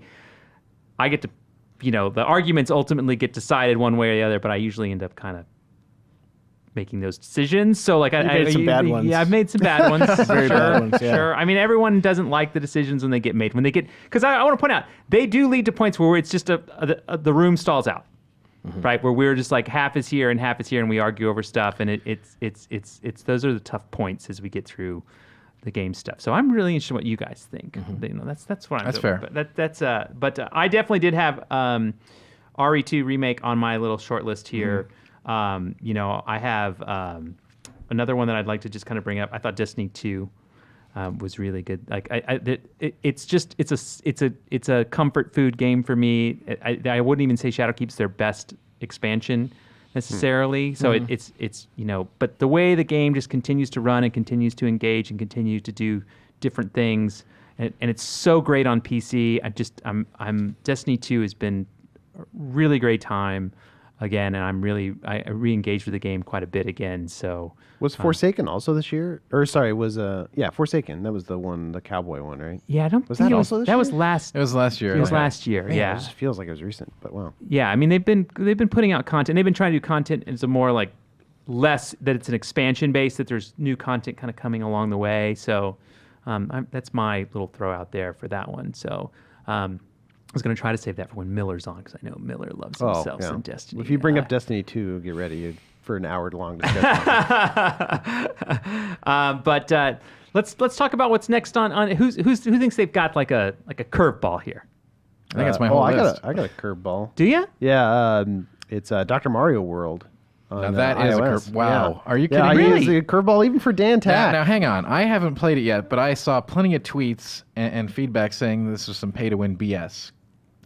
No, it's not at all. Like there is pay to win stuff in it, but it's fairly forgiving. Like I didn't spend a cent on this game, and I was able But to you finish it. could. And if But you you did, it would give Well, you an look, advantage. Yes, of course you can. If that's your argument, can you spend money on it? Then That's not I my will argument. lose, My but- argument is pay to win Dr. Mario. That seems like the worst thing ever. But what I'm saying is, it's forgiving, and you don't need to engage with that. And All right. like, I had no trouble avoiding it, and I had a blast with it. Okay. Is what I'm saying. Like I think it's kind of a slow build too for those first kind of like Days Gone, you could say. Like the first several levels, like are kind of the baby steps. All right, this is how you control the pills. This is how you defeat a virus. I'm like, all right, I got it. But then after several levels, like they start throwing some interesting mechanics at you and just dragging the pills around, and like you can like juggle multiple pills at once. So there were times where I'd have 3 or 4 on, and I was trying to rotate them and do the matchups. Like I think it's a really clever spin on Dr. Mario, and if you like Dr. Mario at all, you should check it out because it's free. So I like Dr. Mario. What do they add to it that is pay to win? Like I said, I have not played it, so I'm actually asking. I'm not trying to put you on the spot. Yeah, so you have these, I don't remember what they are. They're like gems or something that you spend each time you play a level. So it's like Candy Crush. You have a certain amount you can It's play. exactly like that. You start out with 5. They regenerate every half hour. Okay. But you have to spend them to play a level. And if you beat that level, you get another one back. So like you can, if you're beating levels, you So it's a time gate. play infinitely. But if you're losing at levels, eventually you run out. got it. I think I only had like 2 or 3 times I was playing that I ran out of these gems. And I was like, all right, well, I could pay or I'll just wait half an hour. Wait, that's the mechanic that people are griping about? Yeah. The time gating is not exactly a great thing. It's not like optimal, but I mean, it's not like you're buying wild card pills that are compatible with everything in a 2v2 Oh, sure. or like, a competitive game. Right. So like There are. the time gating thing, that's just the reality, whether you like it or not, of that. There are a lot of mobile games that do that. Time yes. game's the big one. Then there's other like upgrades you can buy where you can like smash viruses by tapping on them. Okay, so And there's so- some so- other stuff. I mean, So if if it you was hit a just hard time level, gate, you yeah. could pay your way to get past Right, the level right. You you can didn't pay want. past that level if you want. That's a king. That's a king move. But I never Yeah. had to do that. Like, Right. yeah. Yeah. Do you play it every day? I haven't played it in a couple months, but for like 2 months I was playing it every day. Why'd you stop? Well, I beat all the levels. Oh, you beat all the levels. Okay, all right, that and makes they, sense. They do like every month they'll put out a new set of levels, and they got really hard. And so like the later levels they are squeezing me for money now. But like those first like 8 to 10 worlds you can play, and it's like a full game worth of game, Okay. and it's fun. That was I never in a million years thought you were going to say that. So that definitely was. I love it. It's a curveball. I was talking a lot about it with Kyle back when he worked here, and Yeah. like we were both really loving that game. We're like, yeah, we should champion this for Game of the Year, and sad to see that my co-pilot's gone, but I'm still going to because you're champion going to be it. in that room by yourself, Yep. fighting everybody on And there. you're going to have to exactly. fight hard for that one. Trust me. I'm gonna play it. Yeah, what do you love, Dan? What can I twist your arm about? Oh, is it on me next? Yes. Well, yeah, I Yeah. I wanna think know. he just asked you a question, I need sir. fuel. Let me check if I have a curve. I don't have a curveball. The rest of the No. I got some. I got good stuff. Yeah, let's do good So stuff. next Good. up Let's do a great is- one. Whatever. Final Fantasy XIV Shadowbringers. This is the best expansion for that game ever, and it can be played as a single-player experience. So if you're looking for a classic Final Fantasy playthrough that isn't Final Fantasy 15, you can play this one. This one is really great. It has insanely good music, insanely good characters, crazy awesome levels, awesome bosses, all that Final Fantasy nostalgia you love.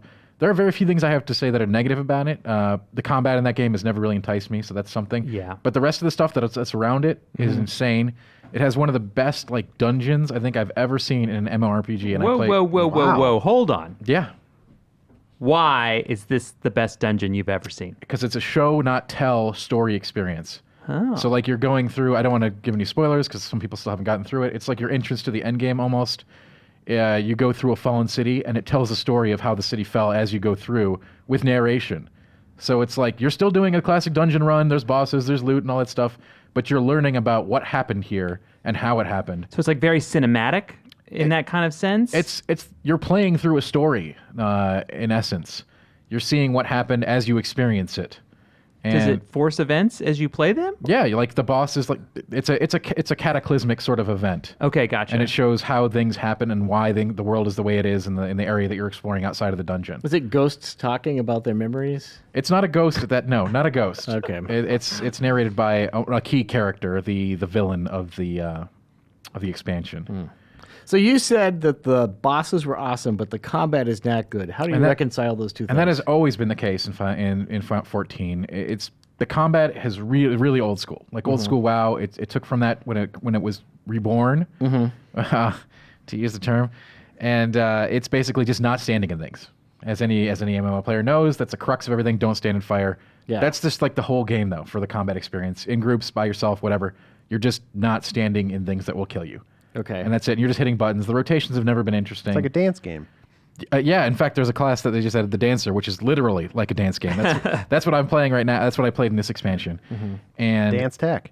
that's right. That's my new name. Yep. Besides the jacket, Well, how do they make that interesting then for like the bosses? How are those more interesting than normal battles? they're not just the sheer the music combined with the boss phases and stuff like that, those are the cool parts, not the actual boss mechanics. Okay. Just looking at how cool the effects are. Like that old school Final Fantasy sense of awe when you're like the first time you summon Knights of the Round back on PS1. Yeah. Like it's got that sheer sense of just, this is awesome, this is huge, crazy things are going on. There's an orchestral soundtrack and everything feels really insanely incredible, even though if you boil it down, you're just not standing on. I was gonna say, square. oh my god, he's so huge and so many Right. things not to step in. It's really incredible in that sense. Okay. And this is the first one where if you want to play it completely solo, you can. They added the dungeons can be run with automated companions, PC controlled companions. So you're like, you never have to interact with another player at all. Wow. The whole way through. You do at the end game, but that's not everyone plays that, right? You don't have to do If you that want to part, have yeah. that huge story experience, 70, 80 hours, it's there. That's crazy. Yeah. And that 14 is amazing to me because I will admit there was a time I was like, that's dead in the water. There's no way this is going anywhere. And it has Well, it been. was. It was It's just basically it's amazing that I feel like every time there's a new expansion, there's a lot of people are saying it's better than ever, which is rare for an MMO to have an upward. Yeah, they've had expansions I consider to be like, this is good, this is good. This one, they just every aspect, again, outside of changing things that they're never going to change, basically, because they're kind of rooted in the combat and the classes and all that stuff. But from a sense of scale perspective and presentation, they just blow it out of the water. Would completely. you recommend someone who's never played? Is it that good that you should get an account, start from zero, and level? For one thing, you shouldn't start from zero. That will take you literally, and I'm not kidding, 300, 400 hours. Wow. To get to current content. Well, maybe you have a lot of time to waste. How many days gone do. is that? It's like 10 days If gone. you do, great. If you've got that time, great. Otherwise, I would suggest paying the cash for a current level character. And Oh, it's like a Dr. Mario situation. Now the shoes on the other foot. Yeah. You don't have to do that. Yeah. And they have In fact, I know some people who have just started, and they're like, well, I just want to play through everything so I know the story. It doesn't come with when you get the game. You don't get a free level up. I don't think so. Wow, that's lame. That is lame. They should totally. include I've that in heard some there. people say though that this is like the best story in gaming right now is Final Fantasy 14 Shadowbringers. Now, I'm see, like, really? I don't know about the story per se, but the characters and the environments and all that stuff, the world building, the dancing. so elements of story are all really, really awesome in that game. Yeah, for sure. And if you're looking for like, it's no secret that I have not liked any of the modern Final Fantasies. This gives you dialing it back if someone wants something like 8 or 9, something that has a point A to point B cohesive story that you can play by yourself. It's there for you if you want it. Wow, that is interesting. Great choice. Great choice. All right, Jeff Cork. Yeah, this is one that I was not expecting much from. Untitled Goose Game. Not my favorite game of the year, but I think is absolutely deserving of a spot in the top 50. If Joe Juba was here right now, he would be honking in joy. Yeah. I'm sure when you have him on, he's going to bring it up himself. He will. Exactly. I know. We'll get his reactions. Yeah, that was like one of those we talked about in the earlier segment about like a couch co-op game that is single player. Yeah. It was like that with me and my oldest son, except for so I have to be very clear. I've not even touched this game myself, but I sat through the entirety of it and like helped my son figure out puzzles, and we like collaborated and figured out solutions and stuff. So I cannot speak to how it controls. I've heard some people saying like, "Oh boy, it controls like ass." But he did not seem to have any problems with it. Yeah. But again, I need to like play it myself before I weigh in formally. But I thought it was. But you solved the puzzles. You were like, the keys are on his waist, Exactly. right? Yeah. Like, oh, hey, we need to turn on the sprinkler. Yeah. Stuff like that. Yeah. It is so silly and charming and weird, and I think that it has probably the perfect musical accompaniment. Yeah. That I can't imagine it being any better. It's this plinky piano. If you've not played it, that's kind of like, it reminds me a lot of Mr. Rogers' Neighborhood, when these like the transitional, when you see like the little diorama and the trolley music and all that kind of stuff. It's like that. Okay, gotcha. It like builds suspense, and it kind of leans into the mischief of like, oh yeah, I'm gonna not scare this kid into going into a phone booth for a while, because he's so scared. I mean, it has a honk button. It's got a honk button. It's got another button that makes you spread your wings. Yeah. Yeah. Angry goose. Yeah. Yeah. Yeah. It's so fun. Yeah, I think it's one of those things that that's a game that I was coming in. You're like, that seems interesting, but it seemed to really like resonate culturally throughout gamedom, right? I mean, I saw so many people for Halloween. Yes. You know, like they wanted to be the goose.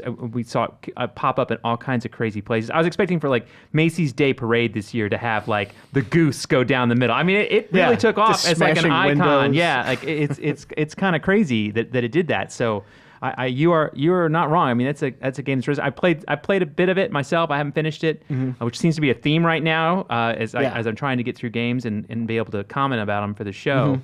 But yeah, I mean, I think that's if I had to guess, that's making our top 50. Yeah, There's it's like no a doubt. perfect There's no doubt. counterpoint to a lot of games too, where it's just like, oh, this game's really good. It's 4,000 hours long.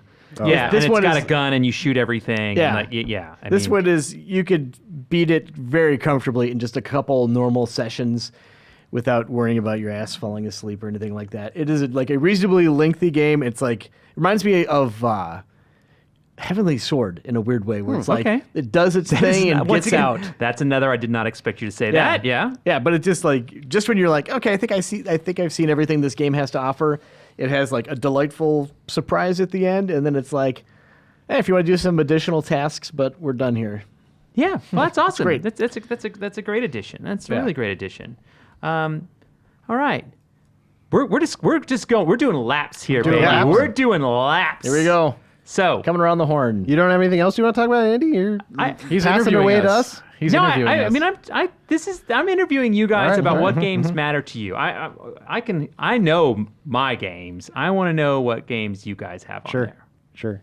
Well, another one I was excited to talk about is Control. Control. Is the Remedy's game. I felt I was really hopeful for that one because I like Remedy a fair amount, and I don't think they've had like the breakout hits that they deserve. And I think that maybe Control is that for them. Like, it feels like this one's been talked about more than their last couple of games. And I mean, honestly, I like Max Payne a fair amount. I've liked Alan Wake. I think this might be their best game, personally. I would agree. I think it's their best game. Yeah, it's just got a really cool visual style. It's got a cool, interesting like world. The narrative they tell is super weird, but like the way they do it works, and I like it. And I like the action, just being able to grab stuff with your telekinetic powers and throw it across the room. Like the whole game, I was doing that, and it was satisfying every time I did it. Like, it's so fun to toss things around. Like, I had a good time. Did you guys play that one? I played probably 3 hours of it. Okay, I know should I have play to. I know more. I have to. Yeah. I mean, I still have some other games to play, but it for me personally, it might be my game of the year. Really? Wow. Yeah, I loved Control. I really did. It clicked for me. I love the weirdness of it. I liked watching the little shows on the TV. I liked reading the reports. It just was a world, as far as like world building goes. I really got wrapped up in it.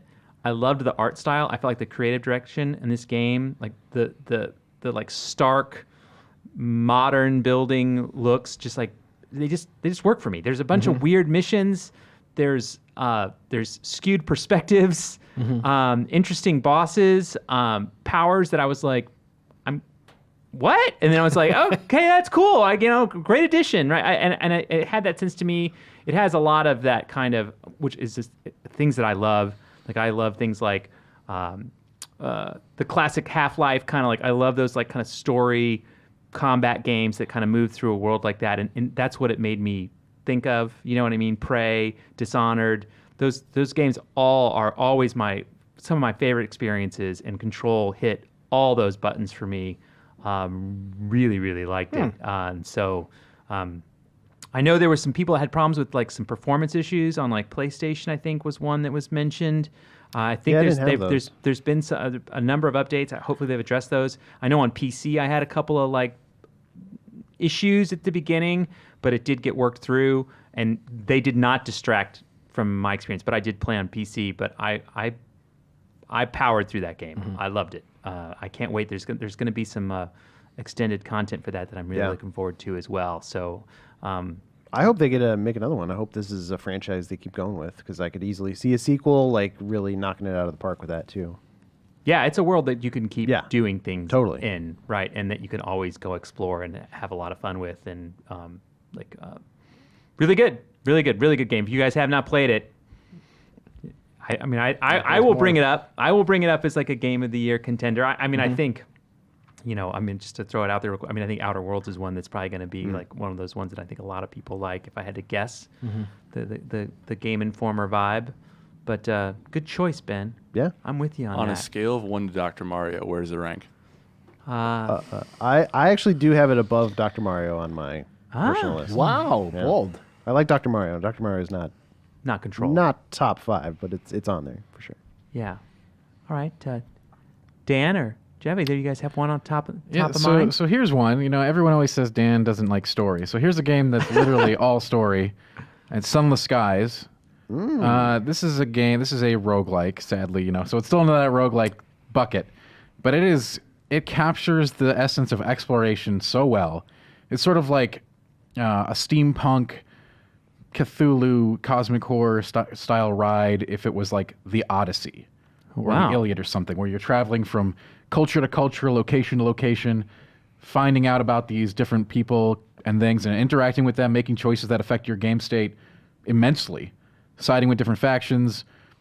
I mean, ostensibly all you're doing is ferrying things around, like Death Stranding or something. It's a fetch quest, right? You're transporting trade goods on your steam locomotive as you explore this crazy world, which you can go from port to port. And there's a dying sun, and there's robots. I mean, there's everything. This game's got it all.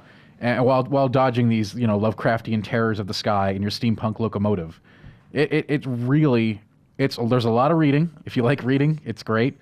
It's kind of a hardcore game. At the same time, you can kind of tone it down by playing it on the easier difficulties, which I absolutely recommend. Okay. If you're going to do that, because it's still pretty difficult on the easy modes. And as you die, there's meta progression. Like you pass on your things to the next captain in line and create a new story. And just some of the concepts explored in this are like just great sci-fi stuff. Like the concept of time being like a currency that you can package and trade, where you've got these aristocrats that are living the same party each and every day because of this resource. There's crazy stuff in this game, and it is a story-based game, very rich in storytelling, world building. That's what this game is. Isn't there like a ship-to-ship battle mechanic or something? That's Sunless Seas. That's the first one. Oh, really? But Sunless Skies also has the locomotive-to-locomotive sort of combat system, and it sucks. That's it's better than the first game, but the combat it is not a big part of it. I barely fought at all when I went through it. Like, I just tried to dodge all the crazy Eldritch Sky things. Huh. And you should too, probably. They're dangerous. But you can take the route where you're combat-focused. If you want, instead of like being trade, you can be like the trade locomotive. I can store extra goods and bring them port to port, get more money and get more resources. Or you can be like, I'm going to combat locomotive. I'm going to go explore the deepest and coldest reaches of the galaxy and kill these crazy Cthulian terrors. Huh. It's up to you, really, how you want to do it. There's different routes to victory. This is crazy. It is. Yeah. I agree. It was a real blast and a surprise. I guess not that big of a surprise after Sunless Seas. It's basically a better version of Sunless Seas. Gotcha. So it's a lot of reading, though. Be prepared Tons. to read. You will be reading and making lots of choices, impactful choices. PC only? I think so at this time. I could be wrong. It's been a while since it released. Yeah. What if you can't read? Is that an issue? That would be a real problem for this game. I struggle with that sometimes. Yeah, this is for the voracious reader looking to dive into like a dime store sci-fi pulpy novel. That's what this is for, and it succeeds wildly at that. Jeff, Yes, sir. you got one more for us. We're going to wind this down. I want Yeah, to yeah. And by the way, I think this is great because I think I could have you guys on again. Yeah, we got more. And we I got could lots more. we could go through more. So I think that there's a lot of games to discuss as we look back at this year and look to where things are going. So I think this is going to be our. We're nearing the end. So I'm just throwing that out there. So what do you got? I got Dragon Quest Builders 2. Oh, look at that. Absolutely adored it. I have a big soft spot for games where you go to a place and make it better by like helping people and kind of like raising their spirits and Yes. rebuilding a community. Like anytime that happens in a game, I'm just like, you've already put in a lot of the heavy lifting, So that's ultimately what this is. Like the loop is you're traveling around from these broken communities to broken communities and like figuring out what the problem is, and then solving it through your powers of your like a little guy and you can build. That's basically like, so it's visually it looks kind of like Minecraft, but like way better, like Minecraft where Fidelity's better. You've Yeah. installed a bunch of really nice shaders, but it's also got some RPG elements. You've got I think story is a big emphasis too, and it's super lengthy. But I was never like looking at my watch because I think Yeah. the characters are all really funny and it's very silly. But the building is nice because unlike the first one, which is still a good game, but I think the second one just improves on it way across the board.